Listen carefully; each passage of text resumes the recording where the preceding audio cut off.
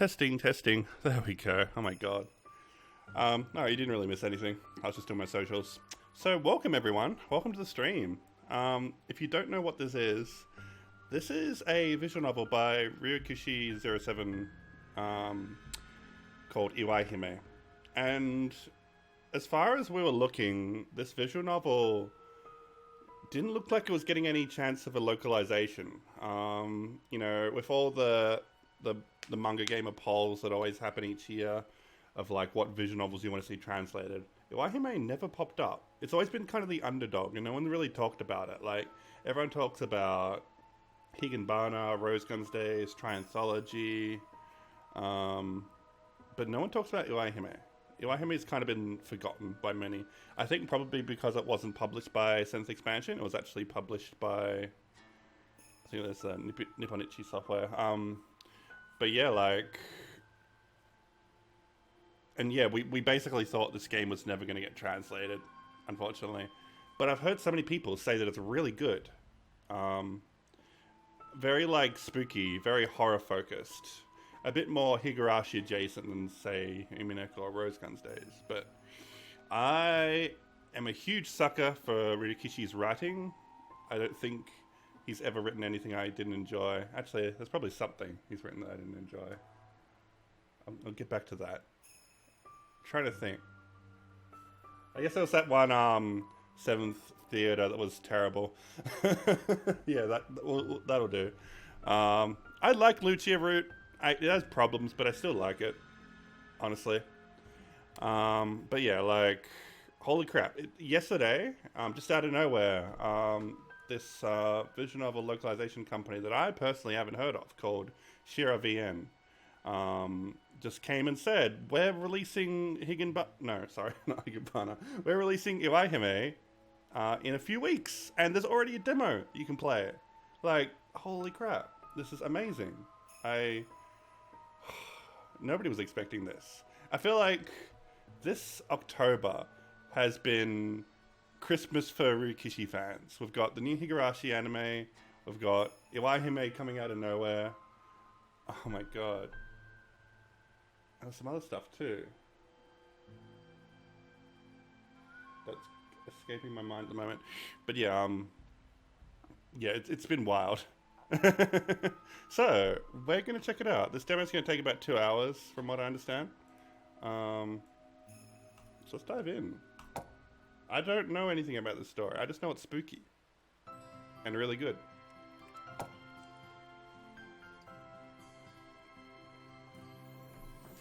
Content warning, though. I think there is going to be some serious shit in this VN. Like, we're talking death and suicide and sexual abuse and stuff. If you're uncomfortable with any content like that, this might not be the stream for you. So I'm just putting that out there as a disclaimer. But let's go. Let's see what Ryukishi has in store for us. And here I'd figured he'd be somewhat embarrassed to show up late. The traditional starting for a visual novel. I let my enthusiasm get the better of me and arrived too early. I would have felt guilty otherwise, making him wait at some station he'd never visited after the long trip here.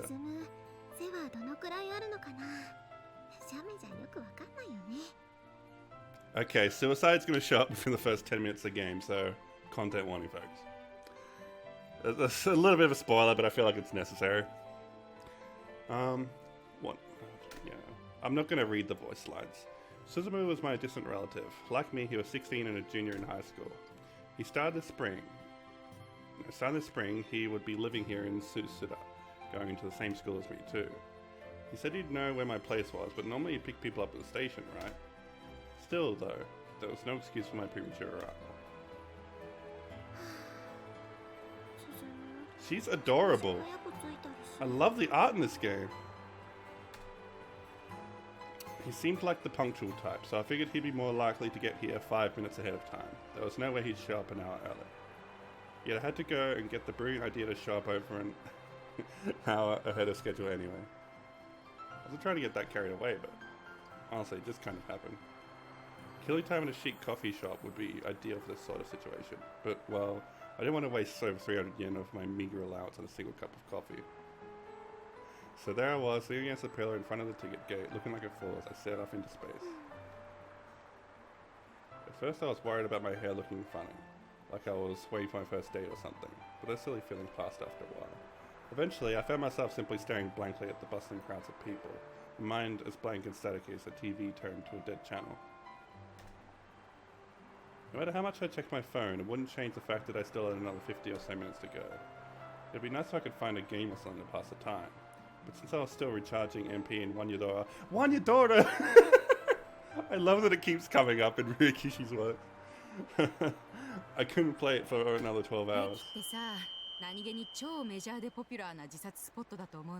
Bruh. All of a sudden, my channel locked onto a strange voice speaking amidst the crowds. The voice appeared to be that of a young office worker by herself, perhaps talking on the phone. 結構行くの大変じゃん。覚悟とか度胸とか。というか、行くのに時間だって思わない？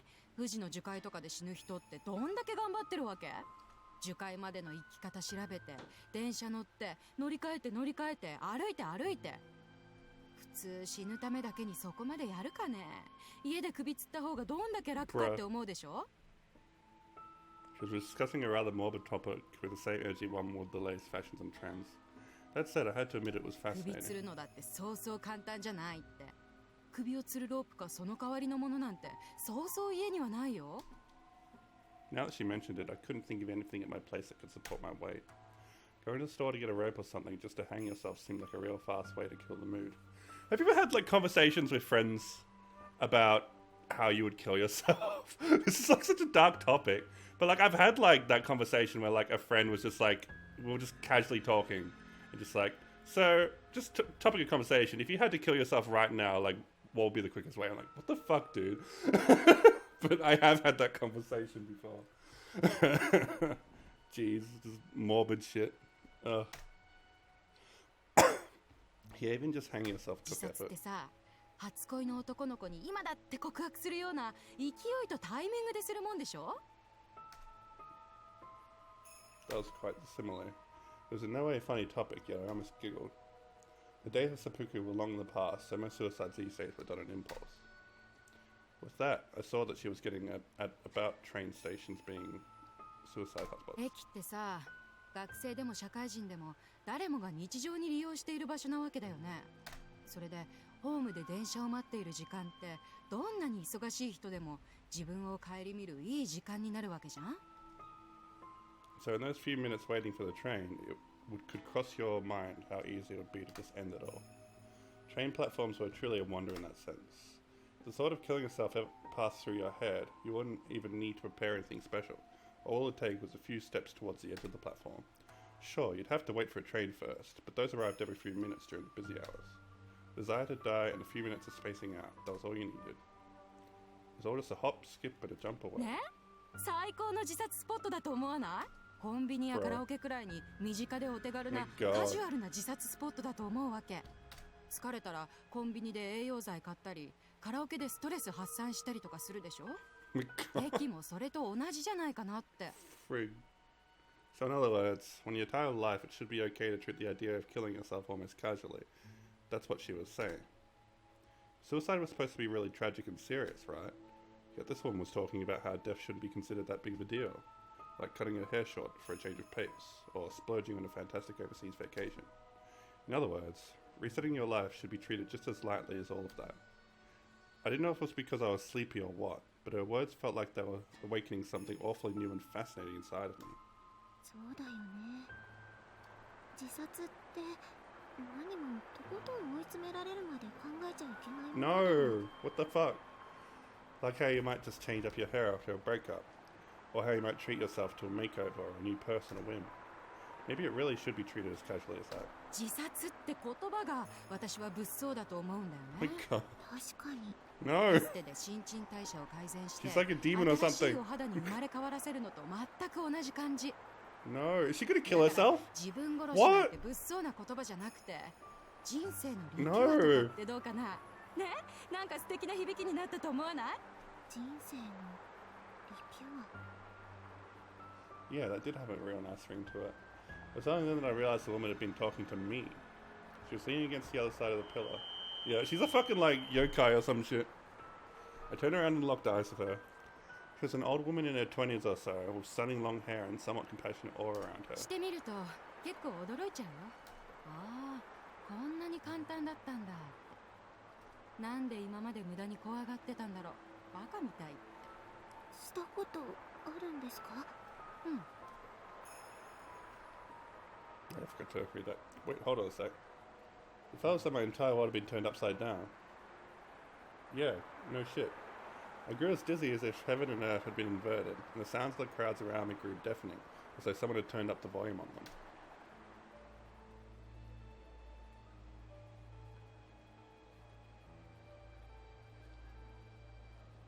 All of a sudden, I found myself at the very front of a crowded platform, beyond where the waiting line would usually start. It wasn't even a full step away from going over the edge, but there was a sea of people behind me. I was packed as a can of sardines. Trying to force them back did no good, and if I tried to push my way through them, they pushed us back just as hard. 見て見て。I heard the woman close by, but I couldn't see her. I didn't plan on listening to her, but a push from behind instinctively drew my eyes to my feet. I was stunned by what I found.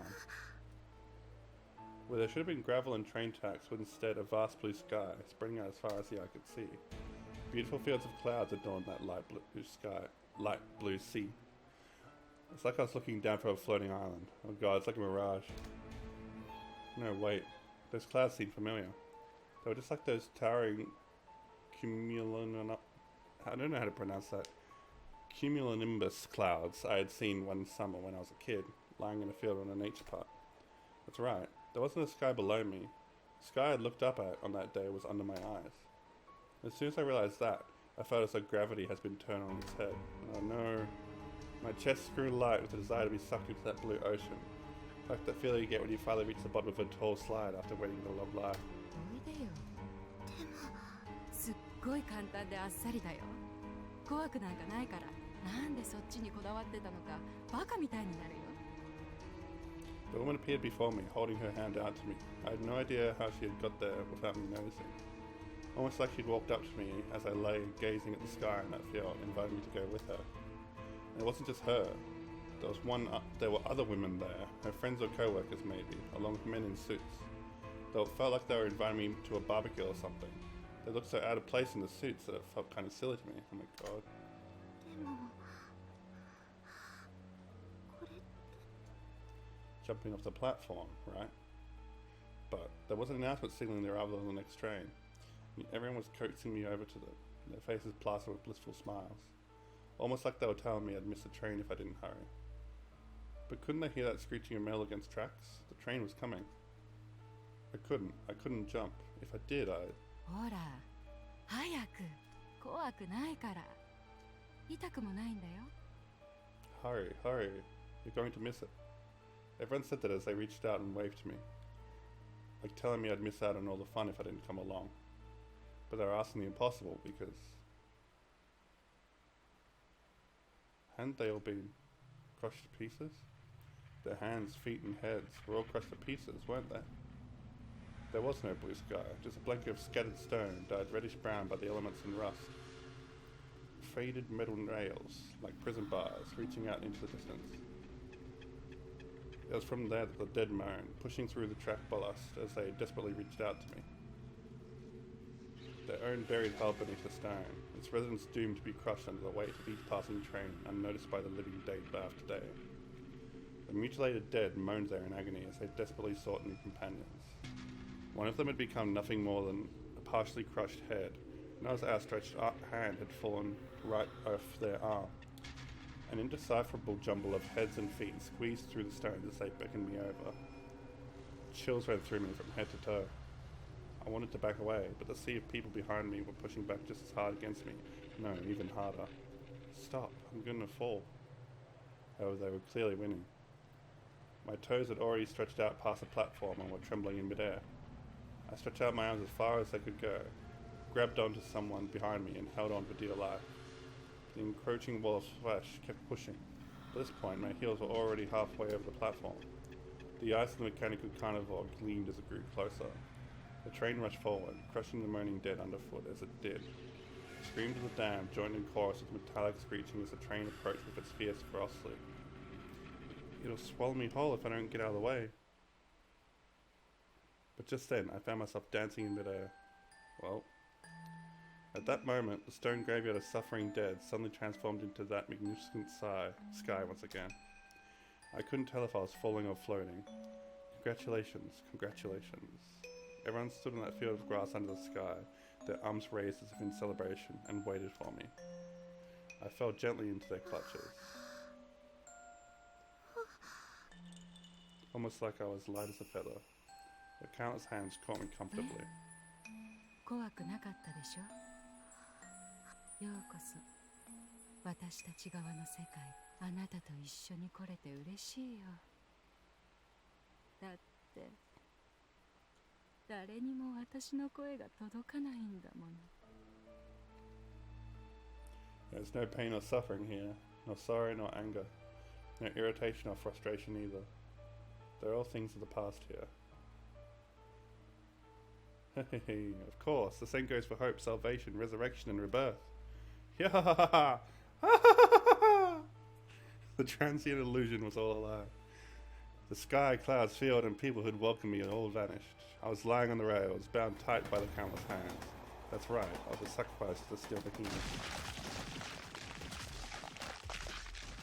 My body was gnawed down to nothing by the jaws of the train in the blink of an eye. All my bones broke with a sound akin to the crunching of a candy bar. I heard that with the ears remaining on my severed head. Naturally, not even my severed head could escape those steel jaws, of course. Hee hee hee. Who'd have thought the sound could be music to one's ears? Crunch, smash, what a pleasant sound, like sinking your incisors into the skin of a crisp candied apple. It was a bit of a surprise to discover how gratifying it was, hee hee, to have my body devoured. Deep down, I understood it was an evil, detestable temptation. But, being so thoroughly gnawed at was a sensation both satisfying and amusing beyond comprehension. You know how it feels good when you're stretching and you feel your joints crack? Well, try picturing that, but all over your body like goosebumps, and it keeps happening over and over again, then you might understand. Hee hee hee hee, crunch, smash. I knew, of course, that I shouldn't get into that kind of pleasure. But by that point, my body had been reduced to little more than an assortment of pasted limbs strewn across the rail. Fucking hell. What little there was left of me was being dragged under the track bed, walled of crushed limbs and innards. But it seemed that wasn't enough to kill them. Agonized moans filled the air. Hee hee hee, I understood. This was liberation. I didn't have to remember my day-to-day life any longer. I didn't have to keep spacing out and waiting without end. Waiting? Hold on. Why did I come to the station again? Oh well, who cared? It didn't matter anymore. Oh, another train was coming. Oh god. There's the train crushed, hundreds more limbs and torsos and organs. The blinding light gradually intruded on my ecstasy, and all traces of thought came to an end. 大丈夫? What? What?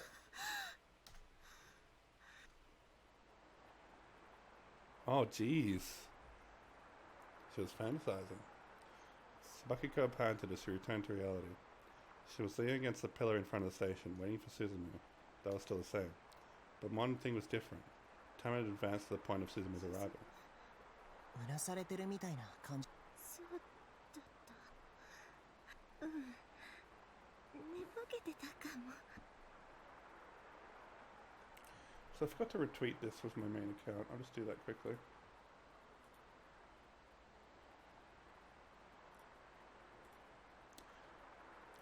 Sabakiko gave a slight nod as she suggested that perhaps she'd been spacing out for so long she'd had a waking dream. 大丈夫? 少し休む? 大丈夫。 Bruh. ちょっとぼんやりしてただけ。何か悪い夢でも見てた? Dreams can sometimes be so clear they feel real when you're in them.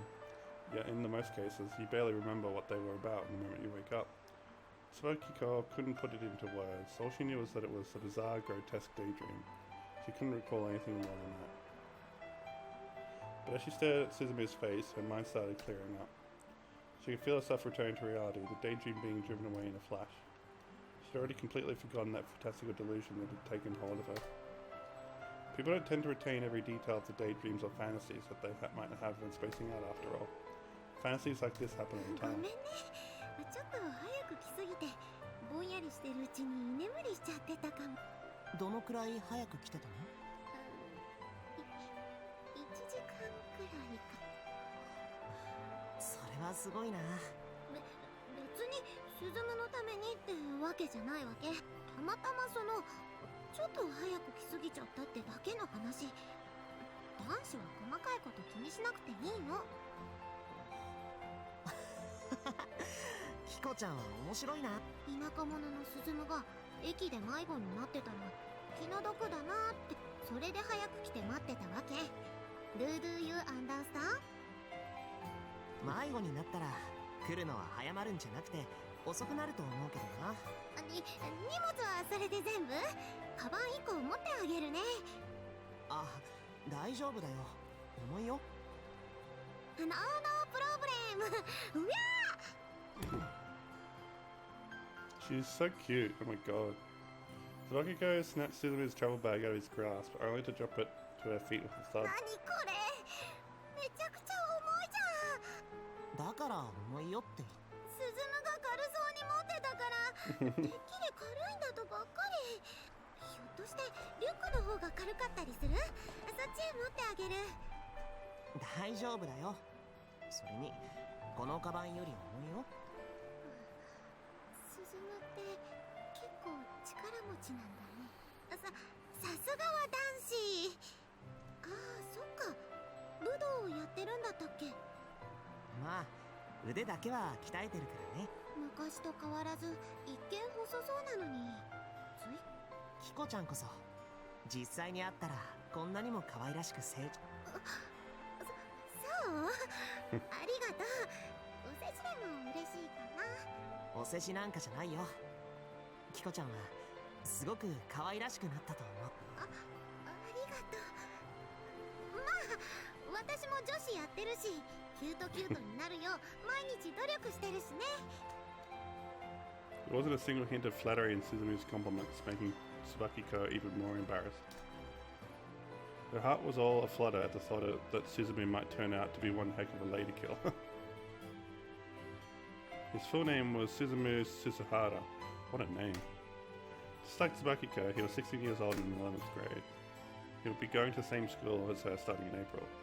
As per family tradition, he would start living on his own from this year onwards. His large backpack and travelling bag contained his personal belongings and the like. That said, he was still a minor, so it wasn't like he would be truly living on his own just yet. The Haramias, Tsubakiko and her parents, would be taking care of him. Suzumu and Tsubakiko were relatives. However, they were 6 times removed, so they could hardly be considered close in terms of blood ties. What's more, 6 times? What's more, the two hadn't even seen each other since their great-grandfather's funeral over a decade ago. Their parents had told them each how the other was doing, but this was the first time in so long that they were truly meeting face to face. Despite that, they didn't feel like strangers at all. Family ties truly are a curious thing. Even if today had been their first meeting, Tsubakiko wouldn't have been opposed to walking him into the family at all. It was strange, but that was just how close she felt to him. じゃあ行こっか。なんだろう。 Oh no. The station employees were in a fluster. The teenagers exiting the station were rambling on about something, their faces pale. 飛び込みらしいよ。それもたった今だって。何それ、怖い。髪の長い若い OL が電車に飛び込んだって言ってるね。An office lady in her 20s with long hair. 怖い。気の毒だね。死んで咲く花なんてない。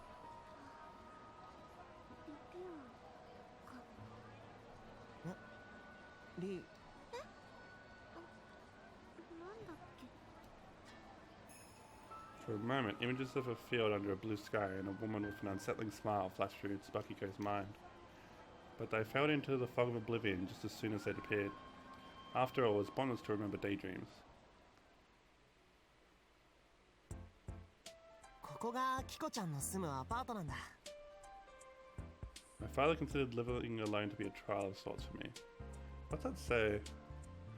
Residence Harumiya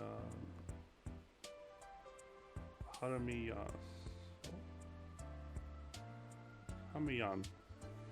For generations, men of the Susahara family had lived independently after reaching a certain age. Only once one had trained his body and mind without relying on others was he considered a full-fledged adult. I'd eagerly await this opportunity for as long as I could remember. That was why I'd studied up on all sorts of things in preparation for this day, so I could live on my own. The thought of finally being able to put all that to test excited me beyond words. はい、これスズムの部屋の鍵。2階の202号室ね。ありがとう。僕だけの家か。Kiko's family, the Haramiyas, or Kiko being Tsubakiko. Their full name was Tsubakiko Haramiya. Anyway, Kiko's family, the Haramiyas, were landlords who owned several apartment complexes in Susada. Ah, this quaint two-story apartment complex, Residence Haramiyan 2, was one of them. And I'll be living here. I opened the door to find a futon and stacks of cardboard boxes containing daily necessities waiting for me. The deliverymen had already made their rounds. それにしてもずいぶんいろいろと送ったね。男子なんてせいぜい身の回りのものをカバンに詰め込んだらおしまいかと思ってたな。自炊しなさいって言って母さんがフライパンとかお鍋とかも送って。スズム、自炊なんてできるの？うん、多少はできるつも Why り is で it いるよ。 surprised?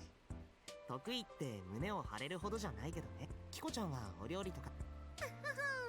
こう見えても将来の夢はプリティな花嫁さんだしね。花嫁修行の一環としてお料理も欠かさずお勉強してるの。 Is this like, oh no, I wanted to cook for デ you? リシャスな手料理でスズムを脳殺しちゃうよ。へえ、それはすごいや。任せて。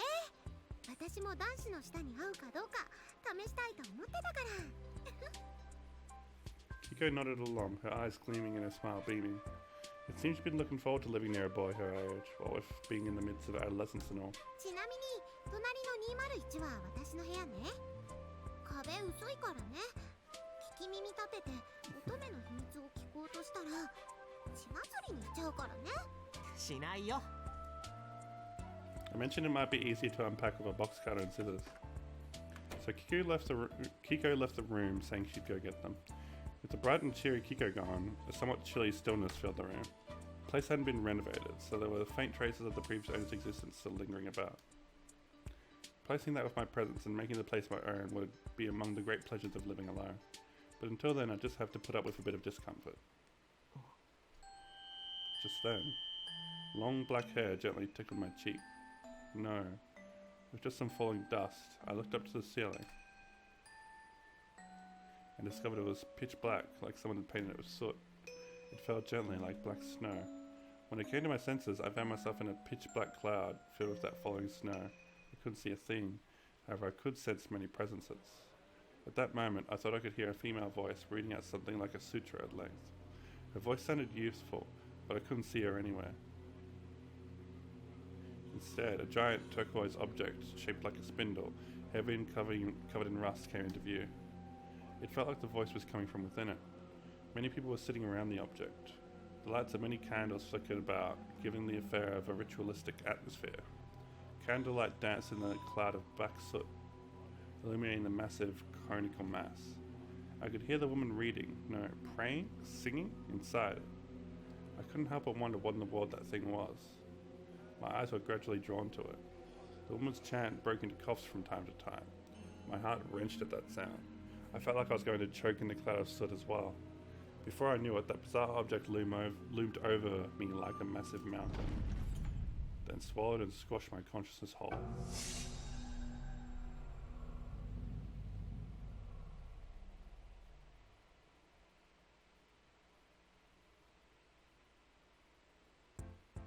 Okay. Susada Prefectural High School, Class 2A, my class. Originally the plan had been for me to transfer here a year ago, back when I was starting high school. But my mother fell ill just before the entrance exam, so I had to stay and help around at home. As a result, I was delayed. She eventually returned from the hospital with a clean bill of health, so I finally started attending this school 1 year later. At first I was worried a transfer student like me would attract all sorts of attention and have a hard time. But since there were so many students at this school and I transferred in right at the start of the school year, no one had noticed. That was to be expected. The freshmen had 8 different classes, so there was no way the students would know everyone in their grade. They all probably figured I had been in a different class last year. Just some classmate that I hadn't bumped into until now. So no one had any reason to think I was a transfer student unless I told them. That made things much easier for me. What's more, every day at school wasn't just easy. It was actually pleasant. As for why, well, first of all, Kiko was in the same class. 社会眠いよね。 What's social studies? 眠すぎて授業が終わってもスリスリスリーピーだよ。ノートちゃんと取ってた？テストに出るって言ってたよ。え、そんなこと言ってた？よかったら僕のノートを写す？うんうん。すずむ、サンキューサンキューだよ。ういしょ。すずむのノート。何？字汚かった？女子力高い。なんでこんなにふわふわに書いてあるわけ？すずむの文字丸すぎ、可愛すぎ。そうかな。子供みたいな字で恥ずかしいよ。あとイラストいっぱい、吹き出しいっぱい。ここはテストに出るよ。ここがポイントだにゃ。何これ？高すぎる。女子力が高すぎる。 Compared to mine, Kiko's handwriting was rather dull and simplistic. Her boredom with school was palpable from her notes alone. すずむ、あんたのノートいくら出したら私のノートってことにしてくれる？ダメだよ。 I don't 勉 think so. 強は自分で書いて覚えなきゃ。勉強はどうでもいいから、あんたの女子力少し私に分けなさいよ。これ鈴原くんのノートなの？かわいい。わかりやすい。 For some reason, girls had always liked me. Not like I had a clue why. But I had guy friends too. さすがは鈴原、相変わらずグレートな男だぜ。 Oh my god. 光と影あらば男と女あり。グレートな男になるためには女子力も必要ってわけだな。I like this guy already. それは誤解だよ。いいや、謙遜するな。俺はめめしいなんて思ってないぜ。お前のグレートな全てを吸収してや Holy る。 shit. 見ろ、俺のノート。 うわ Natsu proudly displayed his notebook filled to the brim with drawings. Though it looked like he had more drawings than actual notes. 汚い落書きでいっぱい。グレート可愛いだろ。俺も自分の中に女子力が眠っていたのかと驚いているぜ。かわいいな。これライオン？惜しいな。それは猫ちゃんだ。にゃ私には四則銃であることさえわかんないんだけど。イラストがいっぱいで楽しいノートになってるね。夏くんはすごいな。ーん。俺なんかまだまだだぜ。必ず鈴原の域にグレートゾーンに達してやるぜ。 Great zone. This was Natsuya Atsuta. Oh my god, these names are so hard. My best friend. He was a very unique and funny guy. I don't know why, but he'd taken a liking to me ever since we met at the opening ceremony.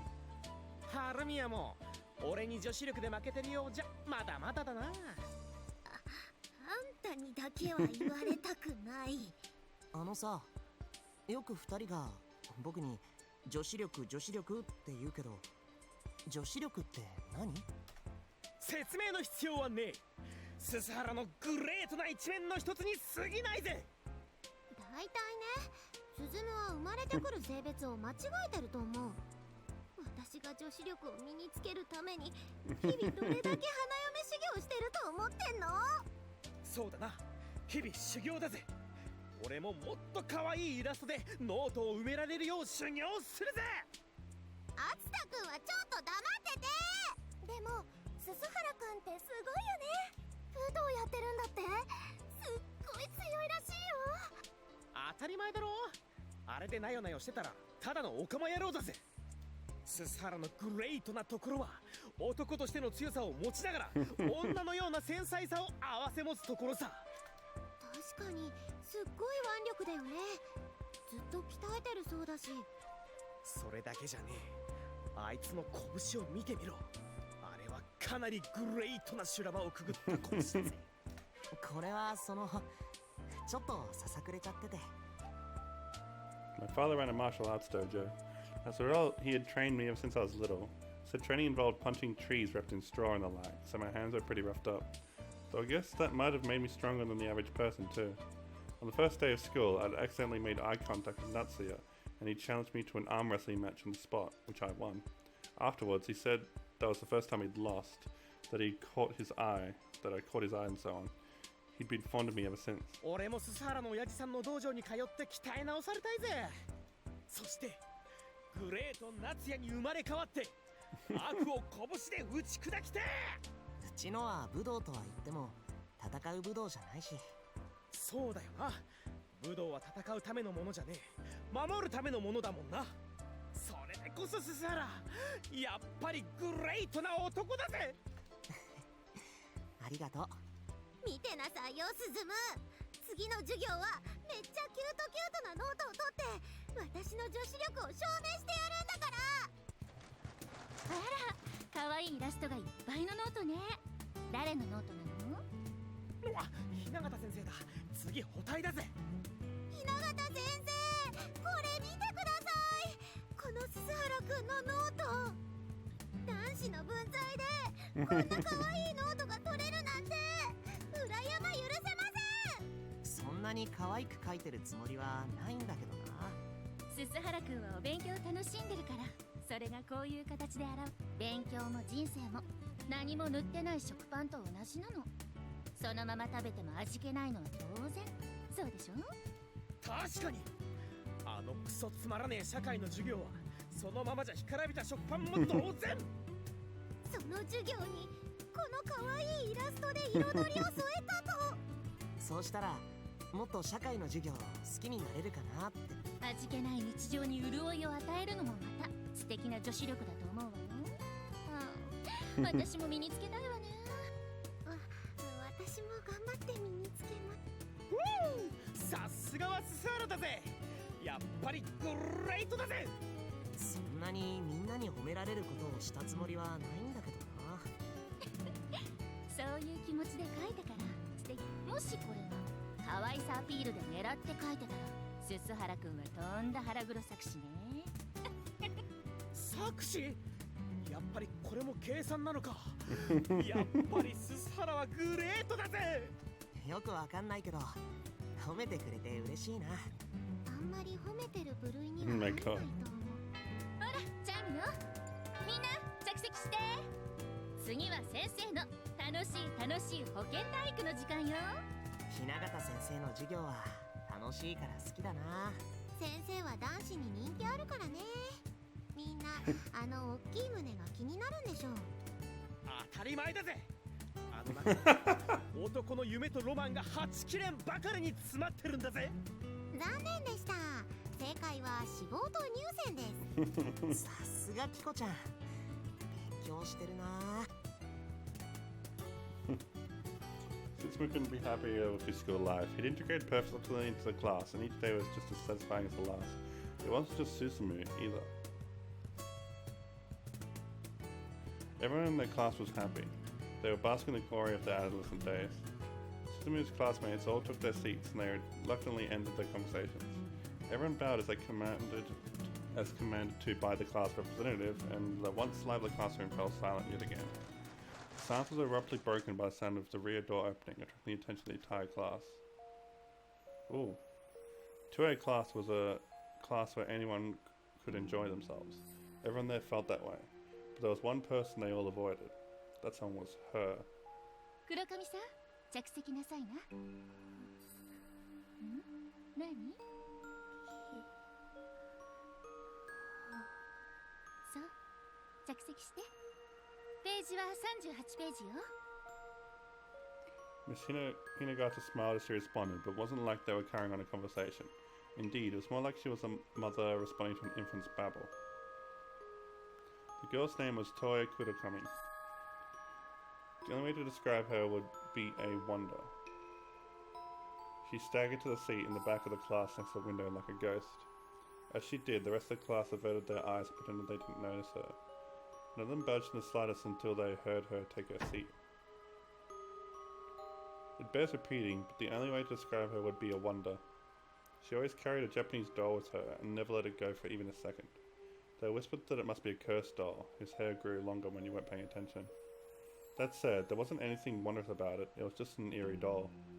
Many wondered if she was even allowed to bring it to school, yet no one said a word about it. What's more, Toi never let go of the doll, not even during classes, yet no one said a word about it. Even though she never held a pencil or opened a textbook. Even at that very moment, she just kept on holding the doll as she set off into space. But Miss Hinagata didn't even try to reprimand her. They went for the other teachers too.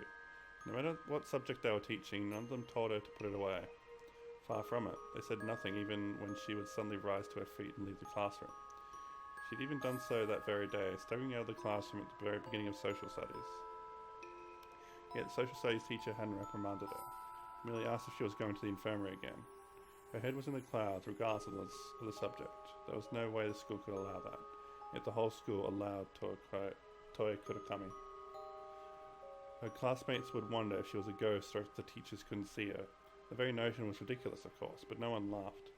They understood she was an ominous presence they'd do best to not get involved with. In spite of that, the class was getting used to her existence and strange habits.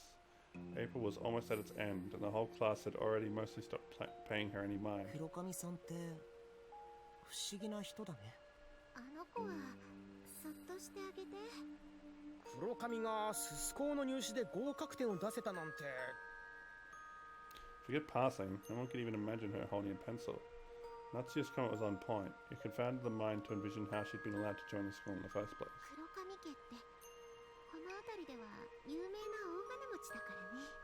グレートマネーパワーで裏口ってわけかもな。そんなことを言っちゃ悪いよ。 But everyone thought so. No one believed she had been accepted through the proper channels. The more one thought of her, the more of a mystery she 1 became. 年の時からずっと黒髪さんはこんな感じなんだって。人形を抱いたまま授業も受けずにぼんやりして。それじゃあテストとか補習とか大変じゃないかな。何もかも特例らしいぜ。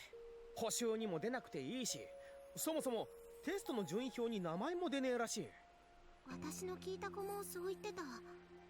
学校側からその存在を無視されてるって。 Indeed, they were ignoring her even now. The teacher should have been able to see her from where she stood, yet she continued the lesson like nothing was wrong. That was very mysterious and, depending on one's mindset, eerie. He didn't exactly have much in common with her, so Suzumu hadn't really paid her any mind so far. Every school has its own troublemakers and quirky students, the types everyone ignores because it would be a pain to get involved with them. Toi was certainly occupying that role. That had been his only evaluation of her. But the more he thought now, the more conscious of her he became. Suzumu had never felt this way before. It was bizarre. Making sure the teacher wasn't watching, he looked back at Toi. She was staring blankly at the ceiling. She didn't so much as even glance at him. Yet for some reason, Suzumu's gaze was drawn to her. It wasn't exactly love at first sight, but deep down, Suzumu felt an unrest that was similar, yet completely removed from it. Was it anxiety, or a sense of responsibility? A sense of duty that said he needed to do something, perhaps. And even Suzumu understood the strange feelings now rolling through him. Roiling. Toi Kudokami. Just what was it about her? ポツンと浮いててかわいそうだから声をかけようかなとか。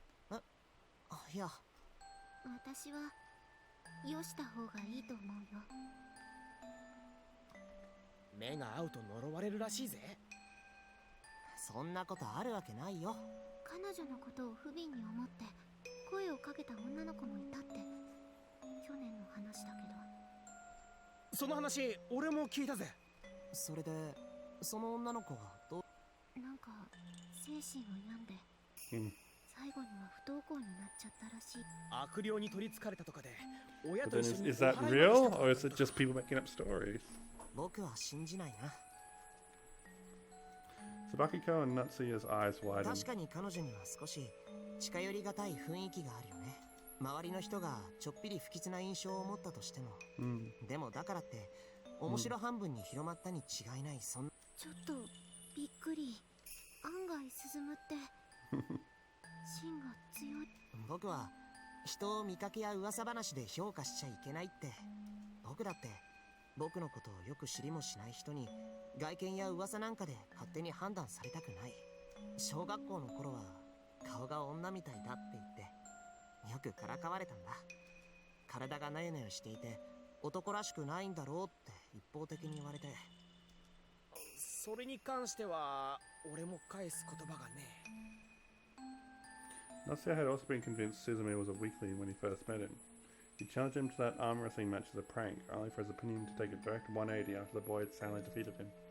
Now realizing why Suzume had taken up martial arts, Tsubakiko felt a little ashamed of herself. 周りの扱いが人を作ることもあると思うんだ。あの子だってひょっとしたら周りの扱いのせいで Suzume's a good ああい boy. う振る舞いになってしまっただけかもしれない。なるほどな。話しかけたら意外にいい人かもしれないよ。Even though it looked like they understood, it didn't seem like they wanted to talk to Toya Kurakami either way. Apparently, it wouldn't be easy for them to erase the sinister impression of her they'd built up in their minds. なんだかそれが転校生の僕の使命のように思え。使命？またグレートなことを言い出すぜ。I don't know what happened last year, but that may be exactly why I need to be the one who talks to her. A flame had been lit within Suzumu. It was telling him to go talk to her. Perhaps there was something she needed as well. では次のページを誰に読んでもらおうかしら。あ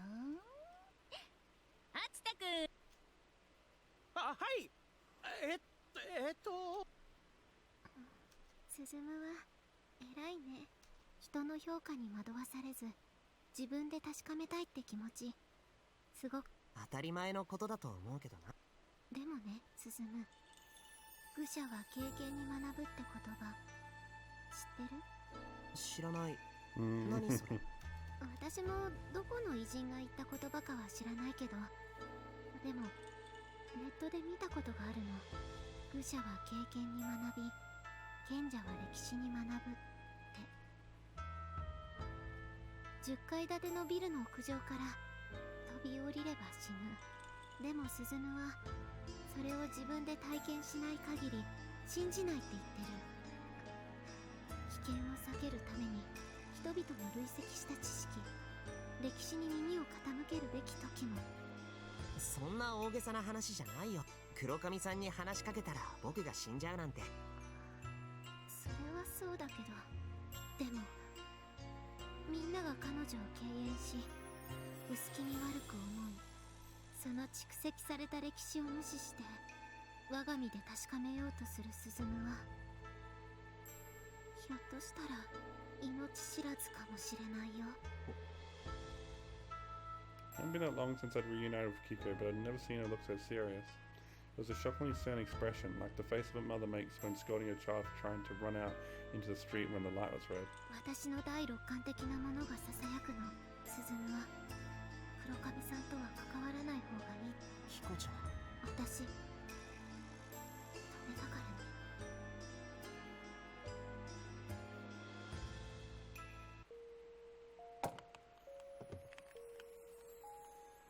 That's an autosave. The doll sitting at Toy's side appeared to shake for a moment. Let's have a quick look at the menus. I haven't looked at them yet.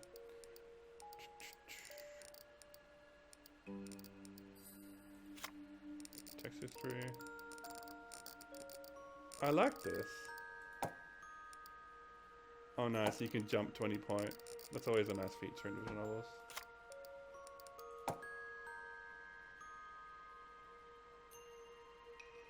Change display mode. See it turn red.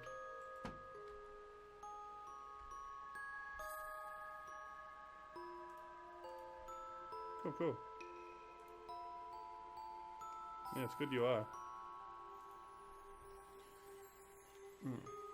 The doll sitting at Toy's side appeared to shake for a moment. その人形マジでさ、薄気味悪いんだけど。大切な人形だからそっとしておけ。うるさく言われてなかったら、そんな気味悪い人形。 There was a wet sound followed by the sweet scent of saliva. Toy's lips shone sensually from a thin silver string trailed from them. And once more, she put the boy's toes right in their moist mouth. What? I wasn't ready for this. Yep, take a screenshot. Oh god. Content warning.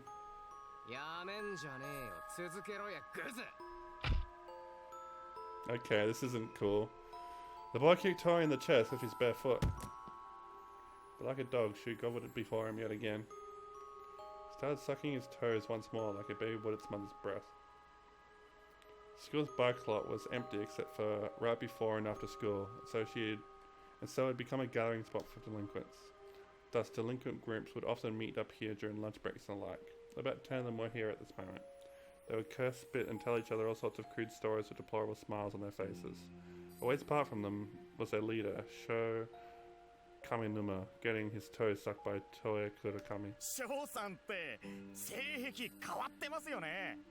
ほんと足より舐めさせるとこがあるでしょうに。俺はよ、そういうのはきちんとしてるわけ。Jesus. つうかさ、それで先行来た時、焦ってチャックで挟んだら笑えねえじゃん。歯をぶつけんなっつっただろ。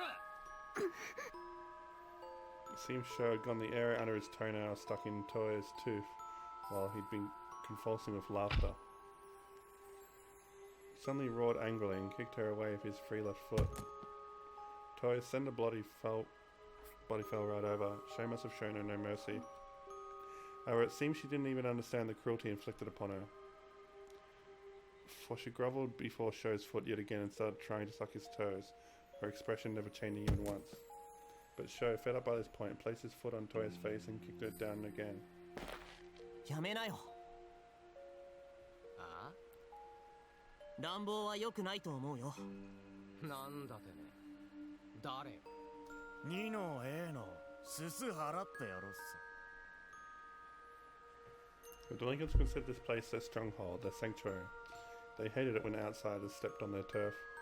So they frowned, rose to their feet and glared at 黒 Suzume. 髪さん、嫌なことなら嫌だって。それが言いづらいようなら、僕が先生に相談するよ。ああ？ちくりかよ。上等じゃねえかこら。お前、チクった後どうなるか分かってんのか？あ？おとなしくチャリに空気入れて帰れや、ボケ。Suzume had brought a tire pump he'd borrowed from the superintendent's room. He'd come because his tires were low on air. Come to think of it, Kiko did tell me she wouldn't recommend doing it during lunch, didn't she? Now I see why. She was implying the place was a den of delinquents. Suzume was tense in his own right, but didn't look that way. And that pissed the delinquents off. あのよ、なんか勘違いしてるみてえだけどさ、トエはさ、俺にいじめられて、いやいややってるわけじゃねえわけ。なあ、トエ。Toy staggered to her feet and stared blankly at Suzume. She wrapped her arms around Sho and clung to him with all she had, but her expression remained the same even then. こいつはさ、俺の女なわけ。自分の女に乱暴をするなんて思えないよ。気を許し合ってるからこそってわけよ。お前何様？俺とトエがどういう関係か何も知らないなら、引っ込んでろよな。女の子を蹴り飛ばしてもいい関係なんて僕には思いつかないよ。おう、あんまふかしてっと死なすぞこら。One of the delinquents stepped forward and grabbed Suzume by the collar, but Suzume simply grabbed his arm unfazed.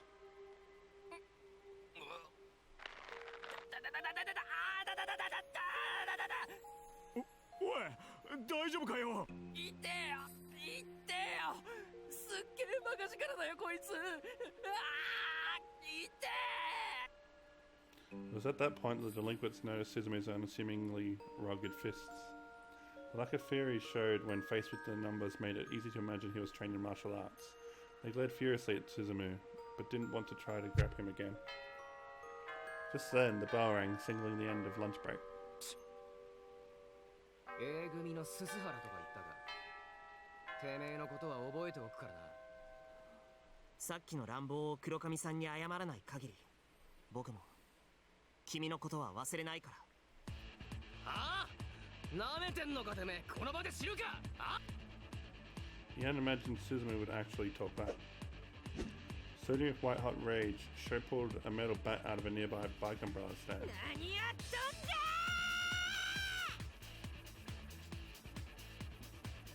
Suzume finally looked surprised when he realized that shout had come from Tsubakiko. バキコかよ。てめえの出る幕じゃねえだろ。スズムは私のダチなわけ。 What? 血祭りにされていくから。 What? 手頃もできねえ玉なし野郎が。すぐすはクソはな。この場でぶっ殺されるかこれ。翔ちゃんまずいって落ち着けって。面倒を起こしたら先輩になんて言われるか。命拾いしたな、スサラ。マジで覚えてろよ。約束するよ。Sho left in a huff as the other delinquents tried to calm him down. Toya staggered on after them.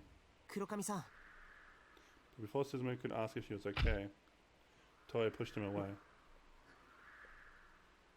And for the first time, the two looked at each other in the eye. But Toya's face was blank, her eyes were brimming with emotion, with tears and rejection.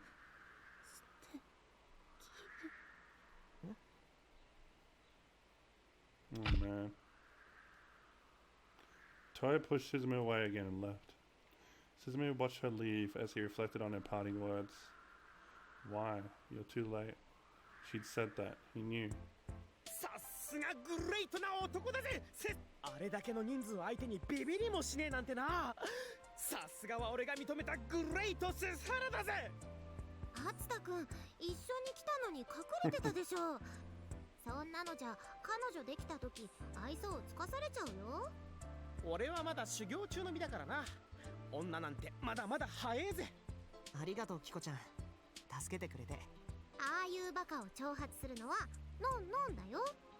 だから私、昼休みに駐輪場はやめた方がいいよって言ったのに。ごめんね、昼休みがもったいないからって意味だと思ってたよ。それにしてもキコちゃんもかっこよかったよ。そうそう、グレイトな短歌だったぜ。そうか、スサラは知らねえのか。何しろハルミヤは中学の頃ははい、昼休みは終わったよ。早く戻ってレッツ5次元目をスタディスタディ So that's why she has such a complex of her femininity. 夏くん、どうしたの？さあねえ、つわりじゃないの。私が肩を貸すから、スズムは早く教室に行って。 It appeared more like she was giving him a headlock than a hand, though.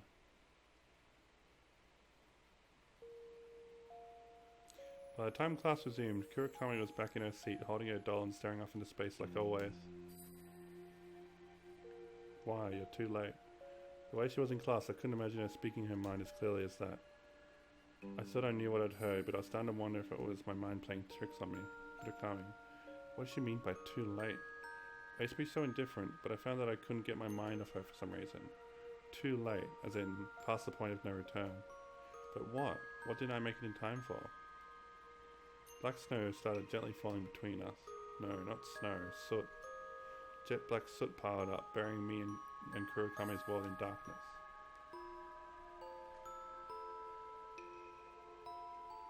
The final class of the day ended, and my classmates filed out of the room one after another.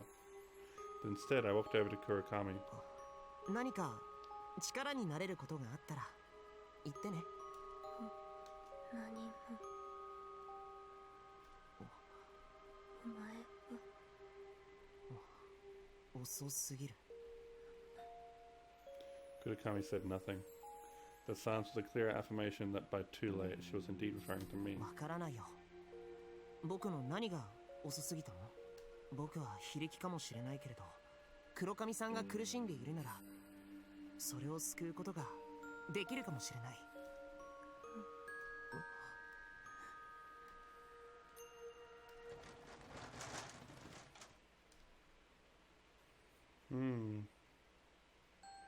なんでもあの二人いい名付け同士らしいぜ。いいなずけ？黒髪さんとあいつが？亀沼のやつがすすだに引っ越してきたのは中1の時らしいんだけど、あんなクズのどこがお眼鏡にかなったやら。中学では有名だったぜ。いい名付けがいるやつがいるらしいってな。どうしてそんなことに？ Sure, Kaminuma had moved to Sisuda only 4 years ago. On the other hand, the Kurakamis were a family who'd owned a lot of land in this region for generations. What could the two families possibly have in common? In contrast to the wealthy and famous Kurakamis, the Kaminumas barely had a penny to their name, to say nothing of land. By that autumn, Sure Kaminuma was already engaged to Toya. 何しろ多感なお年頃だからよ。学校中で話題になったぜ。あいつも最初はさぞや浮かれただろうね。でもすぐに黒髪さんがちょっと何のある子だと分かったみたいで。どうしてあいつは、亀沼くんは言い名付けを引き受けたんだろう？噂が本当なら黒髪さんの一目惚れなんだって。一目惚れ？どうしても婿養子になってほしいって黒髪家が拝み倒したんだってさ。その際にとんでもない金を積んだって噂だぜ。それで亀沼のやつグレイトに羽振りがいいらしいぜ。Toya Kurakami. She wasn't ordinary, that much was certain. It wasn't absurd to imagine her family going to great lengths to get her a husband. Still, though, it didn't explain why they'd chosen a boy like that of all people. If they'd loved one another, then there'd be no issue. But it hadn't looked that way to Suzumu at all. At the very least, Kaminuma treated her more like a pet than anything else. And it hadn't felt like Toya had any love for him either. Too late. Because Suzumu had been too late, she'd been forced to accept this fate. It almost looked as though she'd resigned herself to that outcome, and suppressing her emotions had sworn obedience to Kaminuma as a result. じゃあな、また明日な。Natsuya waved goodbye to his friends in front of a deli in the shopping district. The shop's name was Atsusa's Piping Hot Deli. His family ran the place. Suzumu and Tsubaki-ko waved back as they left. 進む。しつこいと思うかもしれないけど黒髪さんに近づくのは良くないと思うよ。どうして？うまく言えないけど良くない感じがするの。そうかもしれないね。少なくとも彼女は救いの手を求めていたのだけは間違いないと思う。進む。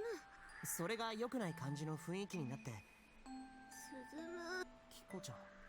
私、もう一度警告するからね。進むは黒髪さんに近づかない方がいい。絶対に何か恐ろしいことが起こるから。どうして？私の第六感すっごく当たるんだよ。ありがとう。用心するよ。用心しながら近づくよって意味でしょ。もう知らない。Tsubaki-ko stuck out her tongue and slammed the door to her apartment. I walked into my own apartment and closed the door. Entering my own space, isolating myself from the outside world, filled with an odd sense of lethargy. Sure, it was a relief to be home, but I also had the strangest feeling that my door was like a portal to another world. Though it was warm enough to make me sweat a little out there, it was cool in my room. Almost like the place was too big for me alone. Just 1 second, folks.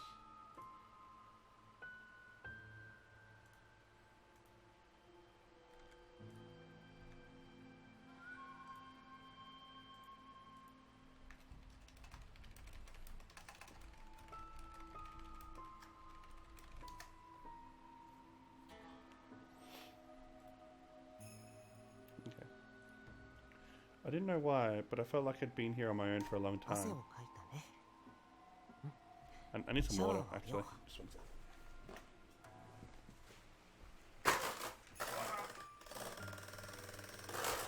God, what did I do?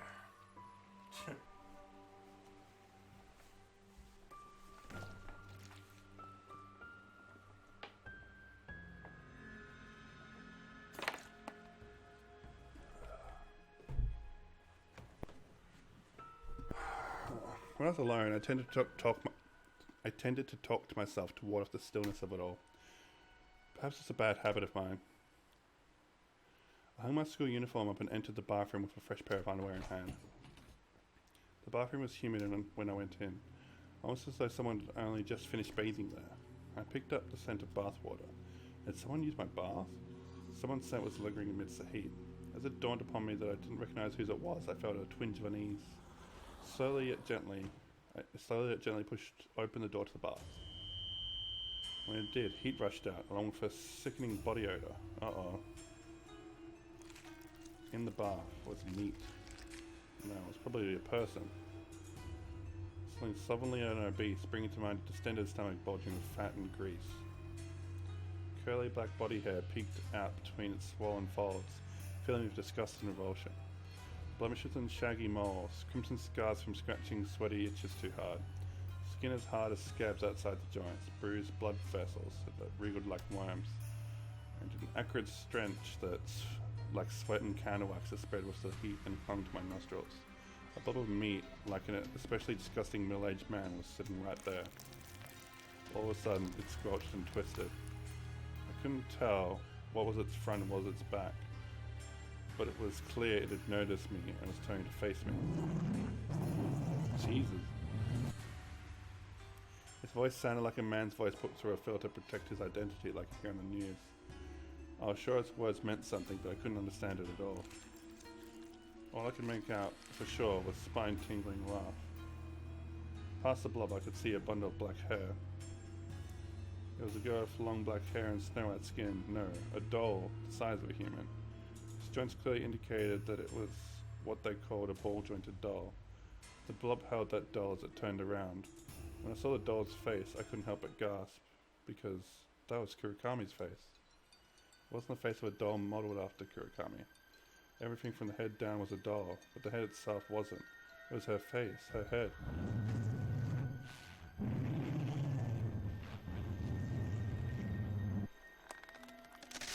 One of Kurokami's joints screamed with a sickening crack.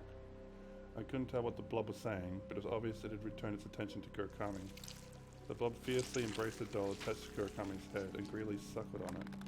The ball joints creaked with pain and moaned in the exact same rhythm. Kurokami broke into a cold sweat and gritted her teeth. She was clearly in agony. Yet oddly enough, my heart felt relief in the face of that repulsive terror. The disgusting relief that the blob wouldn't do anything to me while it was busy with Kurokami. Occasionally there would be a crack and one of the ball joints would bend in an anatomically impossible direction. Even Kurokami couldn't help but moan in agony. I couldn't even begin to imagine the harrowing pain she must have been in. I didn't know how long Kurokami would hold the blob's interest, but eventually it would get bored, and when it did, I would be next. Part of me wanted to fight to save Kurokami. However, the grotesque blob before me and my fear were both so overwhelming, I didn't know what I could do against that thing. But I couldn't just ignore Kurokami's suffering. Like, if I couldn't work up the courage now, I never would. All of a sudden, the blob stopped. And then it slowly but surely turned back to face me. Fear and regret seized me from head to toe. There really was a fine line between courage and reckless naivete, wasn't there? The ability to feel calm and safe when faced with such terror was truly a luxury.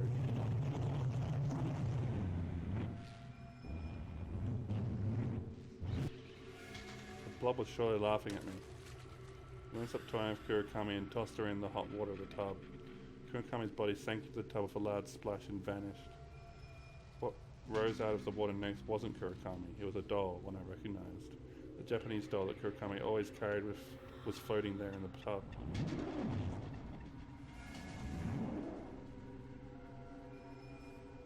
The blob didn't seem pleased by it. It's saying something that's being like filtered. It groaned with discontent as it scooped up the doll and turned it around and around, studying it from every angle. That was probably my one and only chance. The blob's attention off of me. This was my first and last opportunity to escape, but my legs wouldn't move. They crumpled beneath me, so I was a marionette. Of course, that blob was only playing with dolls, so even I was its doll too. Without even realizing it, my body from the neck down had become a ball-jointed doll, just like Kurokami. The blob lurched menacingly toward me. It then lifted me up, placed me between its folds, and smothered me against it. The feeling of its curly hairs against me, its withholding odor and heat, and its silver-like breath filled my throat with bile. The blob touched my ball joints and lovingly twisted them. From time to time, I felt them bend in ways they shouldn't with a crack. Barely conscious, I could feel my joints bend and break into various directions, one after another. Finally, they all broke, leaving me nothing more than a head.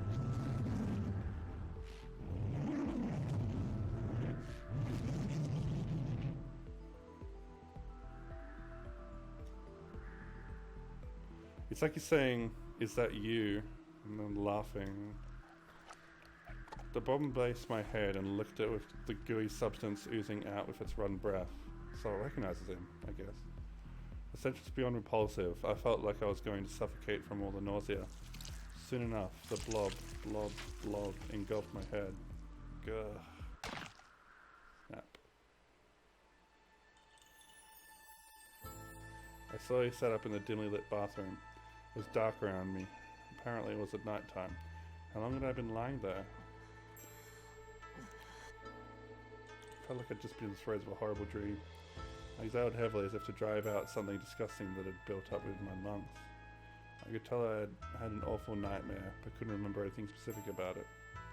That's just how it is. Nightmares are vivid when you have them, but vanish with barely a trace once you wake up. Why was I sleeping there? Maybe I'd been anemic and passed out? I had no clue. The clearer my head got, the more I realized worrying about it wouldn't accomplish anything. I shook my head and opened the door to the tub to start a bath. Traces of warmth lingered still, but there was no way anyone was there. My elbows and knees had been hurting ever since I woke up. I checked my elbows in the mirror to find them a little red and swollen. That night I had the strangest dream. It was of Kurokami sitting alone in a world of falling black snow. The black snow landed on the shoulders of her white robe, staining her in a monochrome gradation. She looked lonely, so I tried approaching her, but no matter how much I walked, she didn't get any closer. A firm and cool, transparent wall was separating us. At the very least, I wanted to tell her she wasn't alone. I kept pounding on the wall and shouting at the top of my lungs, but she didn't hear me at all. Upon closer inspection, I realized the tears were streaming down Kurokami's face. The black snow sullied her tear-stained cheeks, making it look as though she were crying tears of black. She was facing my direction, but didn't seem like she could hear me. Perhaps the wall was only transparent on my side. If that were true, then she was all by herself in the wall, black snow bearing her whole. My heart ached at the sight of her tears. Was it pity? Sympathy? No, it was a sense of duty, no question about it. A baseless sense of responsibility telling me I had to save her. If I didn't, she'd be left alone in that world, doomed to be buried and fade away under the black snow. All the while shedding tears stained black by the soot.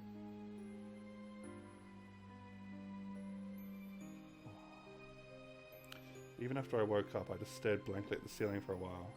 This was the first time I'd ever remembered a dream so clearly.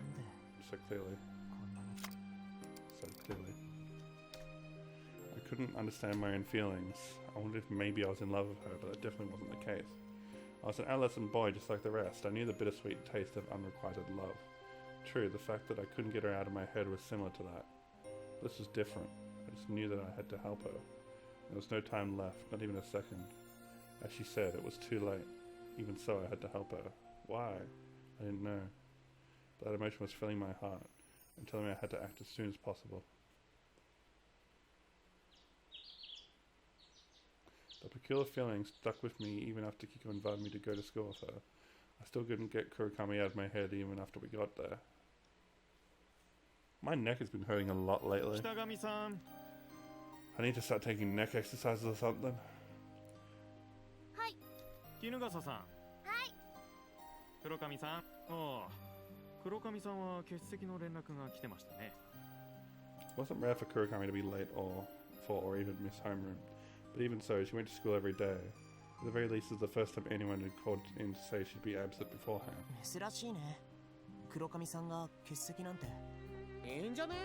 どうせ来たって勉強なんかしてねえし。松田くん、そういうこと言わん。進は黒上さんにそっくりご出身ね。いけないかな。あんな不吉そうな女に隠れた魅力を見抜いたってことか？さすがスサラ！やっぱりグレートな男だぜ！はあ、もう好きにしたらいい。本当にどうなっても知らないから。ハルミヤ、嫉妬は見苦しいぜ。松田くんは引っ込んでて。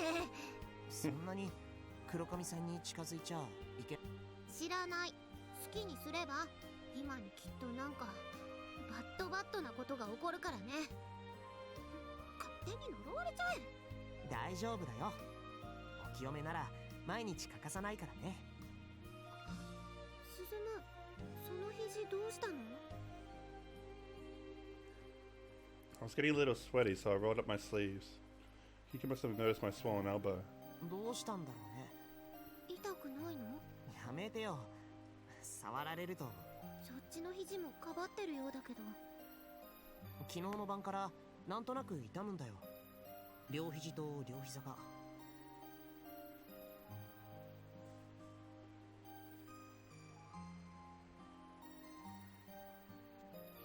My joints have been hurting ever since last night for some reason. 大げさな。黒髪さんの呪いが移ったんだよ。もっとひどくなっても知らないよ。大丈夫だよ。放課後になってもまだいたんだら。どっちかっていうとお祓いだと思うよ。 He was dead set in a belief Kurakami was a cursed being. I guess it was just because girls have a thing for the occult, probably. And if all the girls believed that, none of them would help Kurakami. So it really was all up to me. The strange sense of urgency was still plaguing me. I once again wondered if I was in love with her. And again, I came to the conclusion there was a sense of duty instead. But why? Why did I feel this way for a girl I'd never met before? Was it obligation, responsibility, sympathy, pity? No matter how many times I traced the source of my emotion, it always came back to that basic sense of duty. Even after lunch break had come and gone, I was still captured to that emotion.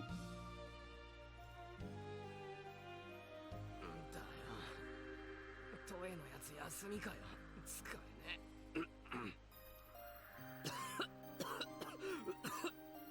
翔ちゃん、大丈夫？ The fuck? Sho kept hacking and coughing as though he were choking on his own spit. His buddies kept rubbing his back with wry grins until he finally calmed down. Sho rubbed his forehead to find beads of sweat. Must have really had it rough. なんか朝から調子悪くてよ。花粉じゃね？今の季節いろいろ飛んでるって言うしさ。知らねえよ。俺花粉なんかじゃねえし。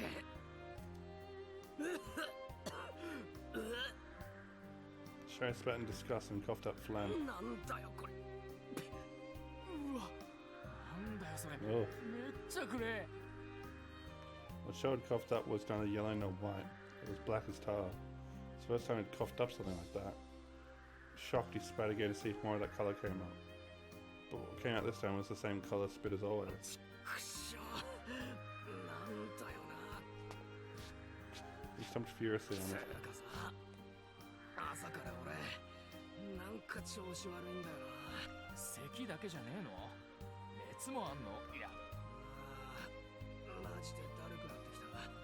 あんな気持ち悪い女に足なんか舐めさせてっから。 The Lingus laughed crudely, but Sho heard none of it. He was feeling terrible at the 先 moment. 生に言って午後老けたら？つか横になりて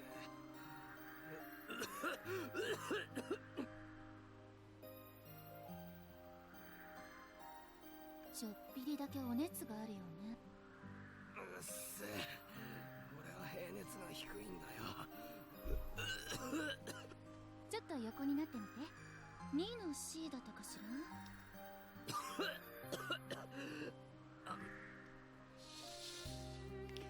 Agatha shut the curtain once she saw Sho get into the bed. Once his coughing subsided slightly, Sho took his hand off his mouth and found his palm stained black. But the infirmary bed wasn't all that comfortable. Sho drifted off to sleep as though his consciousness had been swallowed whole. My knees and elbows were still swollen and throbbing even after school, so I decided to play it safe and go to the hospital. Iwaihime Hospital for Medicine and Surgery, located just past the Iwaihime shopping district, was granted on a picture. Iwaihime was the name of the neighborhood I lived in. Iwaihime meant celebration, and seeing it around on signs always brightened my day. So those hospitals weren't always the happiest of places. The Iwaihime Hospital seemed friendly to me. The hospital is full of the elderly, just like the one where I used to live. I felt a bit guilty going here for something as trivial as swollen joints. Those more visibly in pain deserve to be here way more than me. Right, just like that girl. That black-haired girl, it was Kurokami, no mistaking it.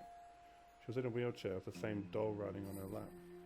And seeing her with her left arm hang from a sling and her right leg in a cast, it hurt to watch. It wasn't just those either, her other limbs were wrapped up in bandages too. For some reason I could sense her knees and elbows hurt just like mine.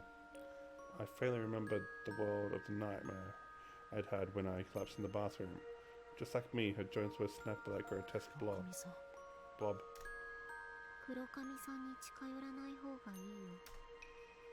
I feel like I'd heard Kiko's words amidst the crowd.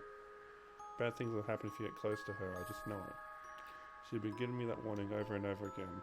Was that it happened to be one of those bad things? Kurokami and I were classmates, so it was inevitable we'd meet in the classroom. But if I struck up a conversation with her here, I'd clearly be approaching her proactively. きっと良くないことが起こるから。 Of course, Kiko wasn't there, but it felt like she was giving me a final warning. If I just kept standing around, she'd probably disappear into the crowd. I still had a chance to stay on this side. Wait, this side?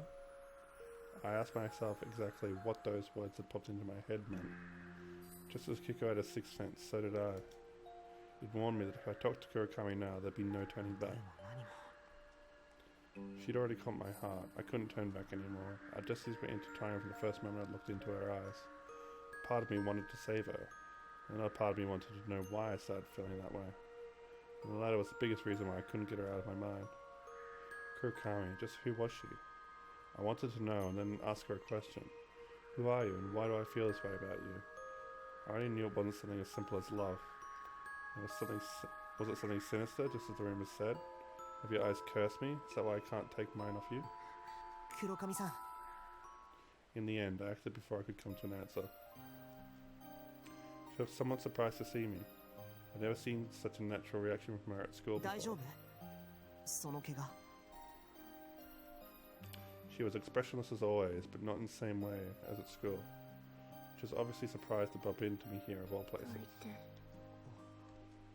君はススコの子か The middle-aged man pushing a wheelchair scowled at me. It was probably her father. 黒髪さんと同じクラスのトエにみだりに話しかけないでほしいすまないがトエは世俗の汚れに触れてはならぬ大切な身だ年相応の生活をさせたくて学校に行かせてはいるが汚れに染まることは許されない It's a bit silly, isn't it? I couldn't think of anything to say to that. It's the first time anyone said something like that to me. I didn't know whether to be angry or hurt. お前はいつも遅い消えろ。お前の汚れが苦しい。 Kegare. トエ無理にしゃべるなはい、父上。すまないな君厳しい言葉は謝るいえこちらこそすみません君が謝ることは何もないトエを案じてくれるならただ遠くからそっと見守ってほしいでも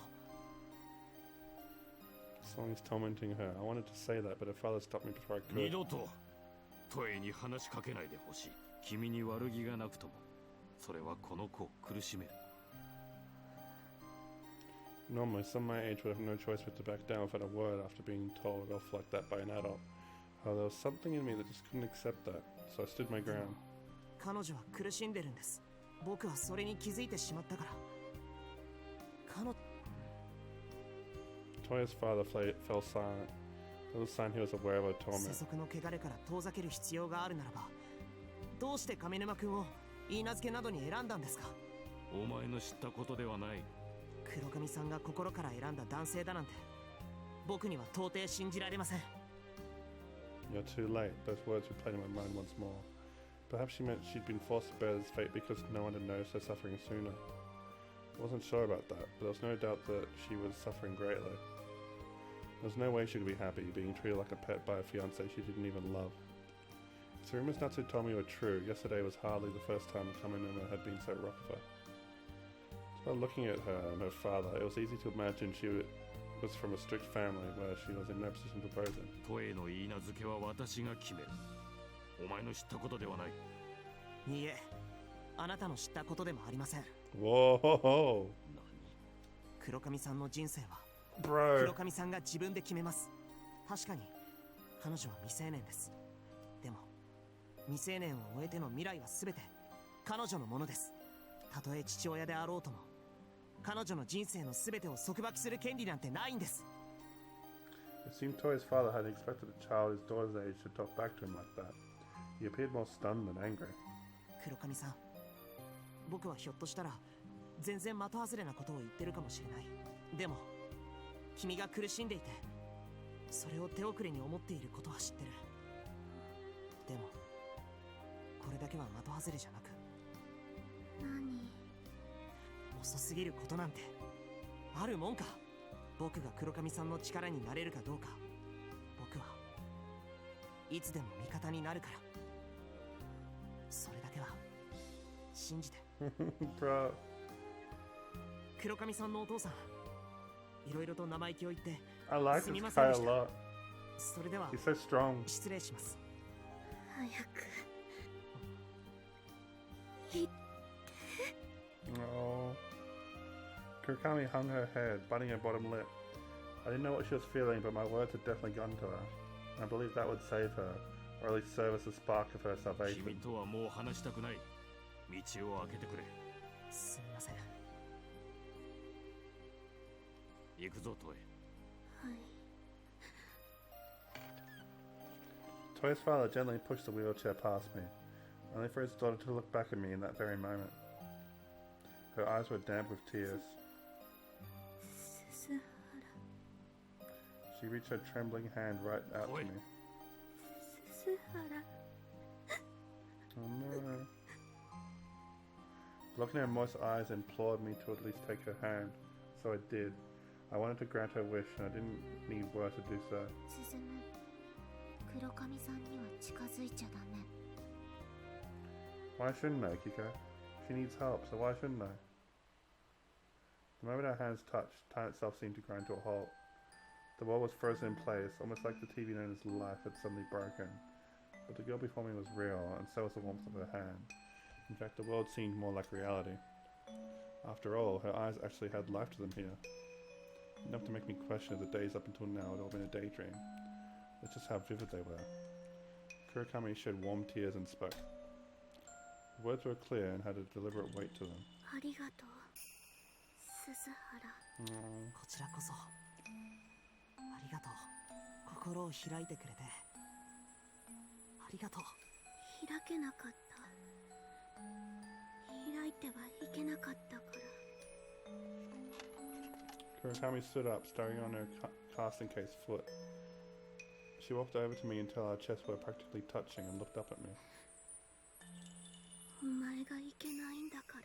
お前が泣いてもいいって shit. ちゃんと聞こえていたんだね。 A hand said it aloud, but it had reached her. 私泣くからな。お前は何も意味なんかわからなくていいから、ただ黙って。お前は私に泣かれてろ。いいな。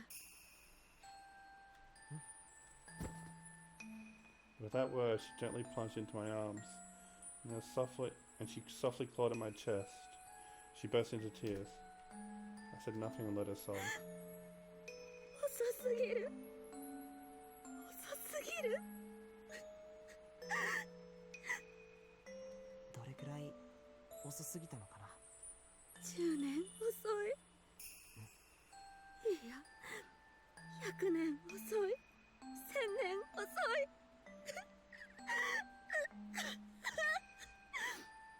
そんなに遅くて本当にごめんね。お前が悪い。全部悪い。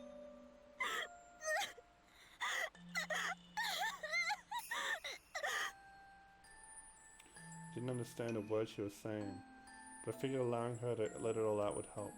She screamed and poured her heart out until she finally calmed down. But then, I finally noticed the abnormality of the situation. For a hospital body full of people, it was too quiet, almost like the place was closed. There were still many people there. They gave off no signs of life, apart from Kurokami. I couldn't even hear any of them breathing. Furthermore, the lobby that had been so bright and clean was all but enveloped in darkness. Like it was after visiting hours, when the emergency and night lights had served as the only illumination. And since when was it nighttime? Everything outside was dark, like the windows and glass doors had been painted over with ink. It wasn't ordinary ducks either. No matter how late it was, there should have been many streetlights shining brightly. Yet there wasn't a single trace of their light. When had I known? We had been brought to this place. これは一体また取り込まれたか。また Kurokami's face was still stricken with tears, but she'd already regained her composure. Strangely enough, she didn't seem the least bit perturbed by this abnormal, no, this ominous scene. 気にしなくていい。気にしなくてああ、無視していれば Jeez. そのうち終わる。 Kurokami spoke apathetically, as though she expected the power to be restored any moment. She found an empty space on the nearby full sofa and sat 座 down. りなさいよ。突っ立っていられるとこっちまで疲れてくる。おう So there were many sofas lying around in the lobby. They were all packed. I was unable to find a seat and I was at loss what to do when Kurokami noticed my plight. 気が利かなくてごめんなさい。 Kurokami casually pushed away the person sitting next to her. When they hit the ground, they just crumbled apart, literally. As it turned out, it wasn't a person lying in pieces at my feet. It was a ball-jointed doll. I looked around. Upon this realization, noticed that every last person in this packed room, apart from us, had turned into ball-jointed dolls. Even Kurokami's father had turned into one of those dolls, still holding his daughter's wheelchair in the exact same pose as before. She should have been shocked that her father had turned into a doll, as she paid it no heed at all. Quietly took the seat next to Kurokami as if waiting my turn in line. In all honesty, I wanted to scream from the incomprehensible terror swallowing me whole. But oddly enough, seeing her remaining absolutely calm amidst this madness allowed me to keep my own calm for some reason. Of course, she could have just been bluffing. その怪我はどうしたの？ここまでひどいことは初めて。どういう意味？言葉通りよ。意味なんてわからなくていい。お前は黙ってうなずいていればいい。どうせその程度の役にしか立たないのだが。見くびられたくないな。これでも男のつもりなんだけどな。ひ弱そうなくせに。こう見えてね、鍛えてるんだ。家が武道の道場をやっててね。小さい頃から喧嘩の自信はないけど、腕相撲なら大人が相手でも負ける気はしないかな。意外。力自慢と。自慢じゃないよ。冷静に自分の力を理解してるだけだよ。謙虚が過ぎるのはかえって嫌味になることもあると思ってる。どんな修行を？木に藁を巻いて拳で打ったりとか。空手はよくわからない。すす原流親善武術って言って似てはいるけど空手とは全く別物なんだ。興味ない。どうせいくら鍛えたところでお前に打ち砕けるものなど。何を打ち砕いてほしい？黒髪さんが何かを打ち砕いてほしいと思ってる。教えてくれない？君は遅すぎると言っているけれど、ひょっとしたら僕には間に合うことかもしれないよ。10年遅い。100年遅い。1000年遅い。Her laughter was not a delight, but resignation. 無駄だ。やってみなきゃわからないよ。お前は藁を巻いた木を打つと言った。その木をお前は拳で倒すことができるというのか。その気持ちで打っているけどね。木ごときで遅れを取るひ弱に。拳でどうこうできる問題じゃないってことだよね。そろそろ話してくれてもいいんじゃないかな。話すだけなら何も黒髪さんは失うことなんてないと思うけどな。拳でどうにかなるかもしれん問題だ。誰かを殴れって話？木を倒すよりは簡単そうだけどな。木すら倒せぬお前に聖堂の壁が打ち破れるか。聖堂厚さは？さあ、お前の拳の幅くらいはあるかも。さすがに無理だよ。そんな厚さの合金の壁を破るなんて。Kurakami laughed with resignation as if to say, I told you. 黒髪さんがそれを打ち破られることで僕はもっと修行を積んでいつか必ずそれを僕の拳で打ち破ってみせると。その修行どれだけか。そうだね。その意味では確かに黒髪さんの言う通りだね。10年100年いや1000年は修行しないとダメかもしれないよ。でもそれでも僕が必ずそれを打ち破って黒髪さんを助け出すって。 Even I was surprised by that. I'd never said anything so gallant before. Must have been that baseless sense of duty talking. The more I talked of her, the stronger it got. But I didn't care about where it came from anymore. It didn't matter whether it was love, duty, or even a curse like Kiko suggested. 僕は必ず君を助け出す。黒髪さんにとって僕は遅すぎたそうだけど、その壁すらも必ず打ち破ってやるって。もう遅すぎるのに。何も遅すぎるもんか。僕はここにいて黒髪さんはここにいる。遅いも早いも関係ない。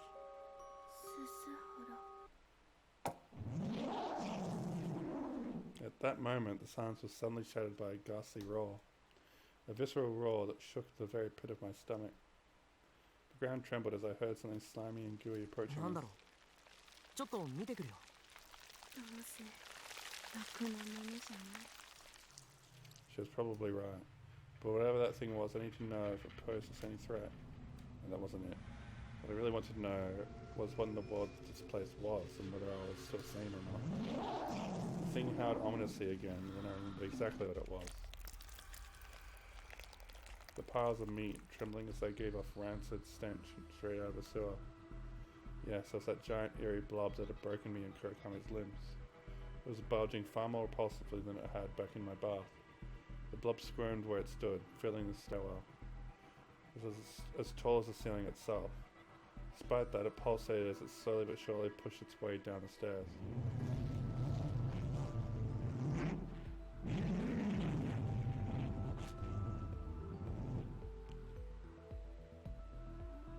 What's that? Crude touch.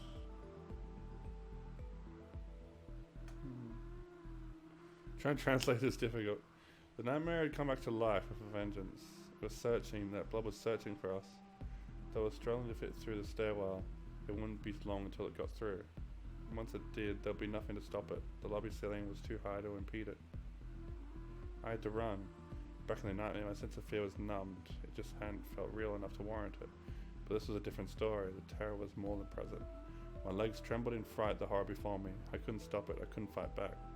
However, I knew that I couldn't stay here. I need to get out of here as soon as possible. No, wait, not just me. I have to take Kurakami with me. 黒髪さんは覚えてない。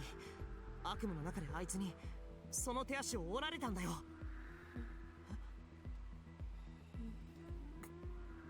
黒髪 Been having a normal conversation just a minute ago, but now it's like you tuned into a different radio station. Kurakami's eyes were dull and devoid of life. とにかくここにいちゃまずい。逃げよう。 This is bad. She didn't understand what was happening here. She was spacing out, just like in class every day. But I couldn't ignore her. That blob would never pass up on a toy like her. ごめんね。ちょっと痛いかもしれ。 I grabbed her arm and tried to lift her up. When I did, her cast caught on the doll sitting next to her, and we lost our balance. I caught her in my arms and fell to the floor on my ごめ back. ん。痛くなかった。 It was a stupid question. She was in no state of mind to communicate after all. The moment I thought that, the faintest hint of light returned to her eyes. Kurakami is lying on top of me, her face just a hair's breadth away from my eyes and nose. 黒髪さん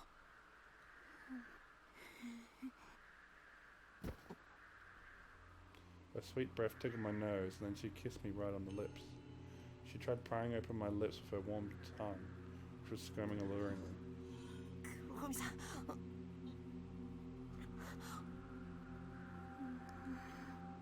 The fuck?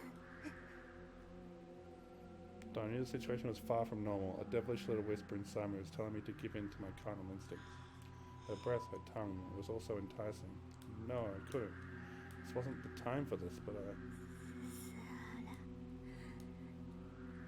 お前に会えて嬉しい。遅くてもいい。こうして今があるなら。正気に戻って今はこんなことしてる場合じゃ。 She said. Don't care if you're late or message you're here. 愛してお願い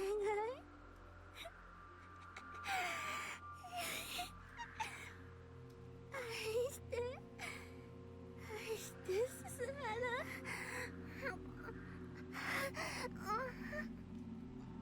ねって黒髪さん Kurakami clung to me like a snake. The cast on her left leg fell off, but she paid no heed to that. Her face and breasts became a sweet poison that invaded my brain. My blood vessels were aching, urging me to give in to this alluring temptation.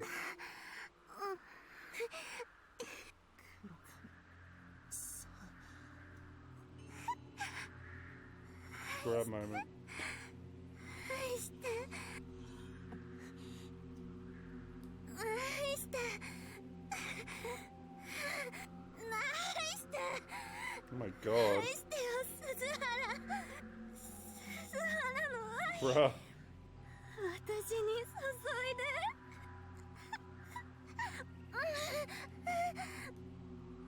Felt like a fly caught in a spider's web. Kurakami preyed on me as she moaned about love. My veins were throbbing in anticipation for pleasure to come.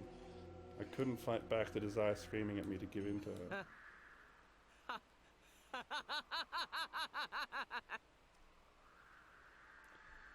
Right. All of a sudden, there was an unpleasant laugh.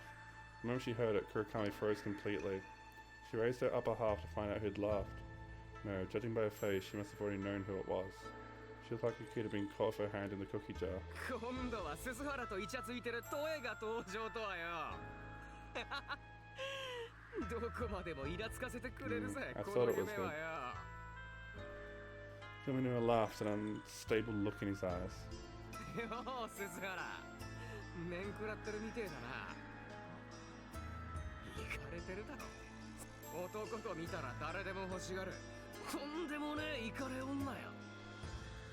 翔さんも違うんです私には翔様だけ男なら誰でもいいくせによ。てめえは女じゃねえ。犬だ。メスなんだよ。 Maybe there's some truth to what he said. After all, Kurakami was clinging to Kamenuma's leg like a dog, and she kept coming back no matter how many times he kicked her. That pitiful sight was exactly like watching a dog begging its master for scraps. 翔様の愛をついさっきまで鈴原に同じことを言ってたんだ。なあ、鈴原。そうなんだろ。そうなんだよな。 I couldn't think of anything to say to her. The whole thing had lost all sense of reality, resembling something straight out of a nightmare. Yes, that had to be it. It was all some horrible dream, wasn't it? The continuation of the nightmare I'd had back in the bathroom. As soon as I realized that, the whole scenery seemed to warp violently. 翔様じゃないとう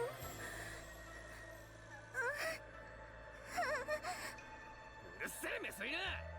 誰彼構わず浴場しやがって。犬なら犬らしくキャンキャン吠えろ。人間様の言葉で喋るんじゃねえ。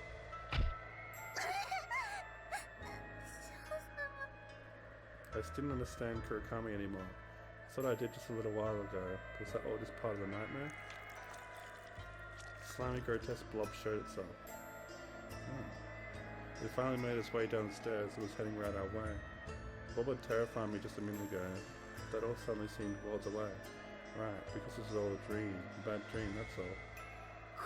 今度はなんだ That's ブ nothing. ヨブヨした化け物の登場かよこれならさっきの女幽霊みたいなやつの方が多少はマシだぜ Ghost lady. It seemed Kamino was already fully aware this was a nightmare. He wasn't fazed by the creepy giant blob in the slightest. Rather, he was downright amused by its bizarre appearance. Kurikami was now completely focused on him. She moaned obscenely as she kept clinging to his leg. The more I saw that, the stupider I felt for ever being scared in this situation. しつこいねあんた Kaminuma shrugged off Kurikami as he hurled obscenities at her. I raised my head to see who he was talking to and realized the sinister shadow had appeared unnoticed. It was dark as a void, but had long hair that reached its feet, giving the appearance of a woman. Withered branches spread out of its head like horns. 上沼君逃げないと俺はもう逃げ回るのに疲れちまったどうせ夢の中じゃないかだがいっそスカッと終わらせてもらいたいもん Kaminuma spread his arms and waited for her. The foreboding shadow also spread its arms and grabbed him. 痛い Kaminuma tried to act tough, but the pain won over in the end. I clearly heard the sound of a withered branch breaking.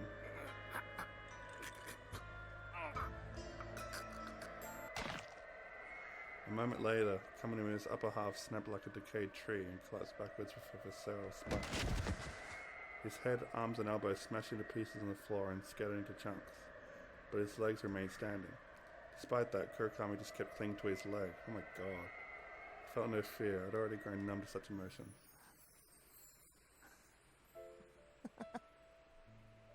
All I could do was laugh. I couldn't think of any other way to express what I was feeling.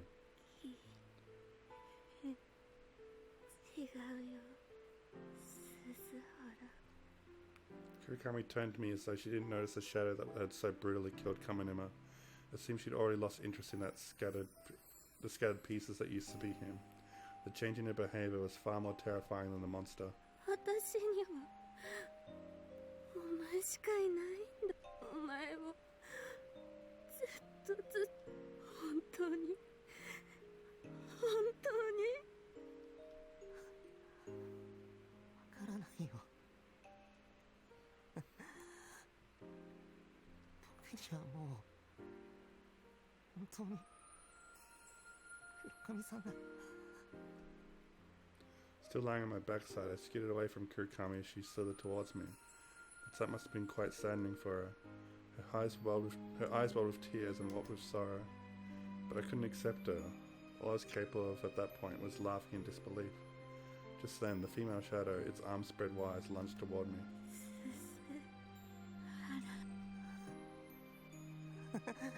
お前だけを信じて今日まで God.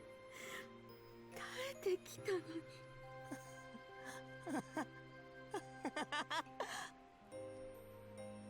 Suggestive words were all nonsense.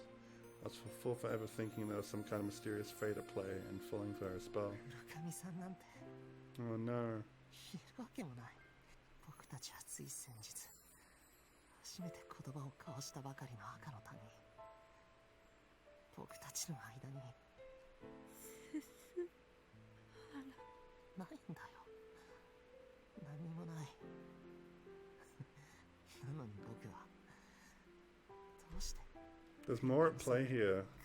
There's got to be something to it. It's just as Kiko said, I should have never gotten involved with this insane girl. So that's why all this insane stuff is happening. 私をそんな悲しい目で黒神さんこそどうして僕をそんな悲しい目で見るんだよ僕にはもうさっぱり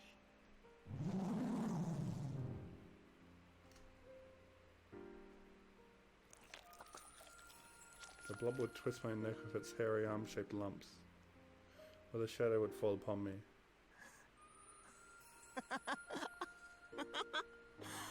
化け物がよりどりみどりってわけだ Which would kill me, the blob, the shadow? No, it's definitely Kurakami. Just then the shadow and the blob start fighting over me. I feel like they gotta represent something, right? Kurakami kept babbling her nonsense as she gazed seductively at me. All I could do was keep laughing dryly, as if it were the funniest thing in the world. However, my heart ached yet again at the sight of her moist eyes. All of a sudden I heard a death cry. The fleshy blob descended upon me and smashed my head to bits. It seemed the monster's fight was over. Ha ha ha. I felt just like Kamanuma. It's all just some repulsive nightmare anyway, so I wanted to end it as soon as possible. Ha ha ha ha. When did I get here? No, it's the other way around. Where had I been all this time? Kurakami was still sitting in the wheelchair, her father pushing her along. Now still standing right in front of them. Had I been standing there all this time? Just then, Kurakami stood on her broken leg.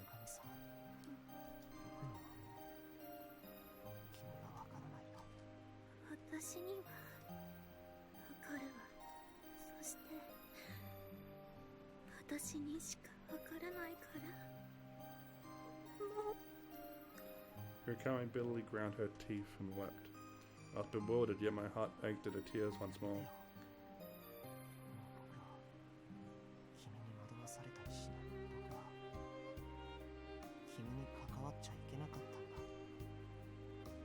I felt like I was tearing my own heart in two. Just a short while ago I was telling her I'd save her. Yet here I was now, cruelly denouncing her. Even so, I just didn't understand what was what anymore. An empty laugh burst out of me, just like in that nightmare.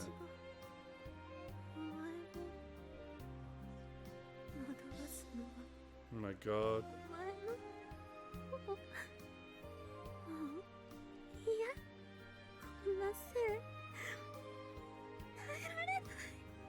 Was it like some illusion? Like that wasn't actually her? Oh god. It took a few seconds before a woman screamed in shock. After all, there was now a great gaping hole in my neck. My empty laugh no longer exited through my mouth.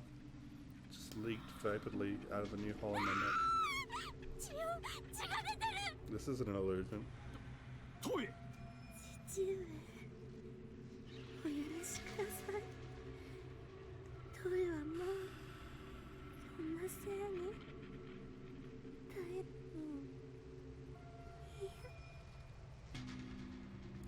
Kurakami tightened her grip on the box cutter in hand. She then looked into my eyes. And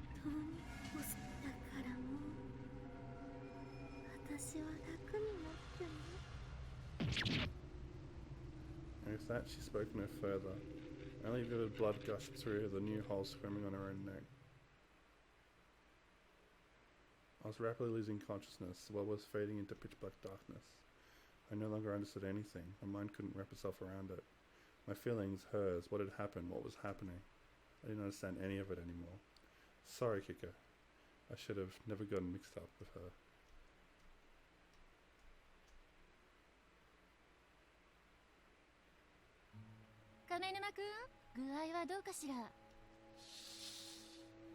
Hinagata opened the curtain to find Kaminuma still sleeping in the infirmary bed.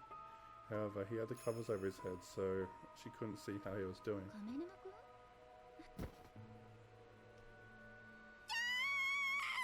Her shrill scream echoed throughout the school.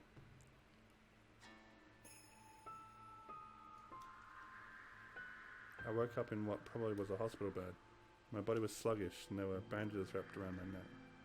I tried moving a little, only for my throat to sing, but seemed I'd survived. I'd found out if I was still in that nightmare. I slowly got out of bed as I tried to find the angles that at least hurt my neck. I opened the curtain slightly and felt a surge of release at the sight of the lights in the town. Good, I wasn't in that maddening nightmare anymore. There was no girl clinging to my leg, no disgusting blobs roaring, and no sinister shadows to be seen. This was without a doubt the real world. Wait, the real world? I saw orange flickers in the night outside. Those flickers rose up into the pitch black sky, one after another like fireworks. They were like dragons. I saw dragons painted in flames rising up all over the town. It was an unimaginably beautiful sight straight out of a fairy tale. The dreamlike scenery, not of this world. This world was a dream. It wasn't just me this time. The whole world had been sucked into a nightmare. The blazing dragons turned into tornadoes and spun up into the heavens. Scorching hellfire that tore up both the night sky and the veneer of reality that covered the world and burned them all away. The world was burning to ashes, and so would this place before long. Dragons of fire spattered out over the town, one after another. I felt like I locked eyes with one of those newborn dragons.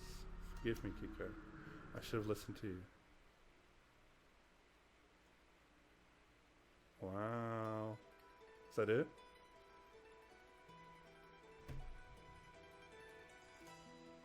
Wow. What the fuck? That's a lot. Wow, that's... This ain't Higurashi. They're not like opening with like a happy story and then getting into the heavy stuff later. No. This is more like opening up the heavy stuff straight away. I really like it. I'm reading it like a mystery. I feel like that's how it's written. It's not like an Umineko sort of mystery, but a supernatural mystery. Trying to figure out what's real, what's the cause and effect between everything.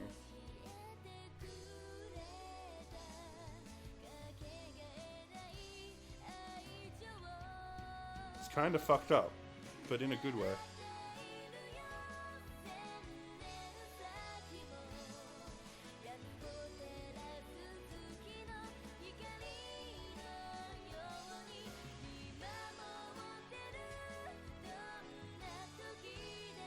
I think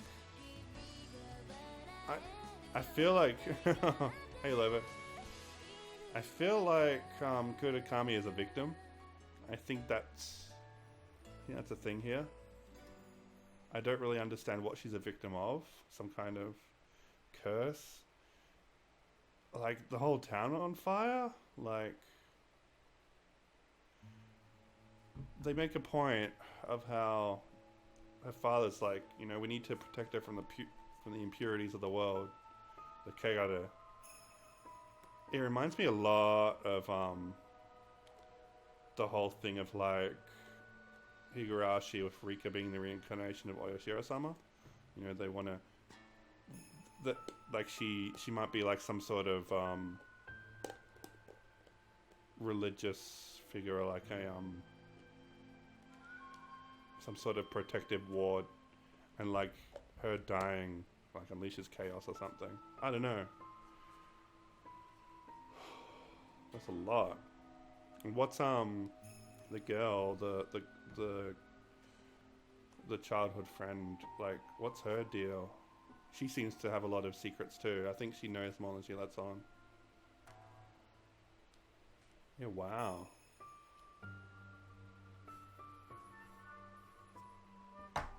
Fuck.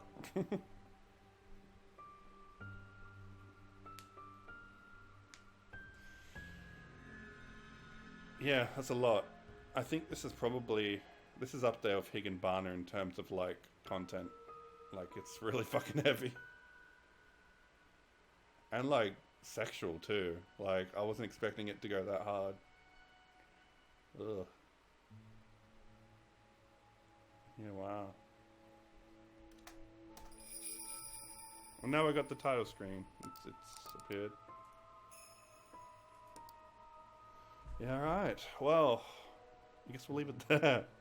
Gosh, I'm going to take a break because that was a lot. That was like emotionally draining. But I really enjoyed that. And yeah, if you're watching this VOD and this seems like something that would interest you, check it out. It's coming out on Steam in a few weeks. This isn't going to be everyone's bag. This is going to be a lot of people are like, oh no, I can't do this. And that's fine. But I think we've got a really good story here. I think I'm getting good vibes from it. It's probably going to be a really sad story. But I don't know. You know, the whole thing is... I don't know. I don't think Ryukishi likes writing stories with like bad endings. It hasn't really been a thing. Almost all of his stories have some kind of happy ending. Even though Higanbana's like, the premise is the characters are already dead, so that's a bummer. Even that story still is like about hope and really powerful messages, so I don't doubt this will be the same.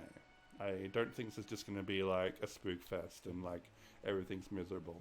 I think this is about uncovering the truth of what's going on and trying to find a happy ending where we can save Kurakami. That's how I'm reading this. I wonder what's going to happen though, like, because that was the first chapter and it ends with the world being on fire. So is this going to be like a multi-route thing? Are we going to like have like chapter 2 is going to be like a new playthrough? That would be interesting. I don't know. I haven't played the full game, but yeah, I'm all aboard. Let's get into this. Oh, bro.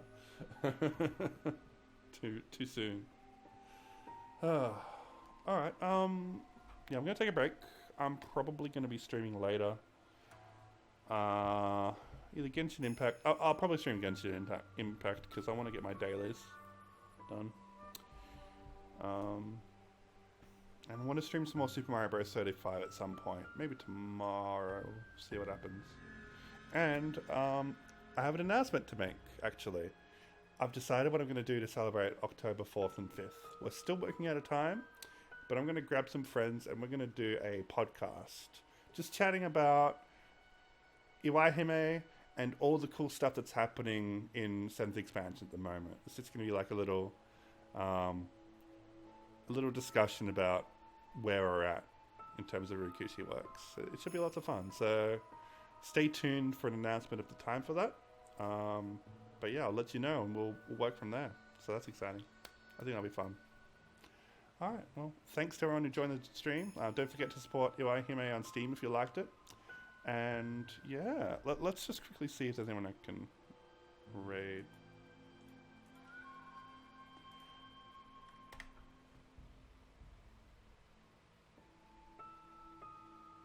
It doesn't look like at the moment. Alright, that's fine. Oh yeah. Don't forget, let's see if these work. You can follow me on Twitter at SoFalaudio. I also have a Facebook if you use that, but I don't use it as much. It's kind of just an obligation. If you use Facebook and don't use Twitter. And I also have a Discord. That command doesn't work. I need to make that command work. But I also have a Discord. The link should be in the About section of the Twitch channel. So if you want to keep up to date on my streams and what I'm doing, or you want to just join the community or participate, check it out. With that said, I'm SoFalaudio, and I'll see you on the next stream. Catch you later, guys.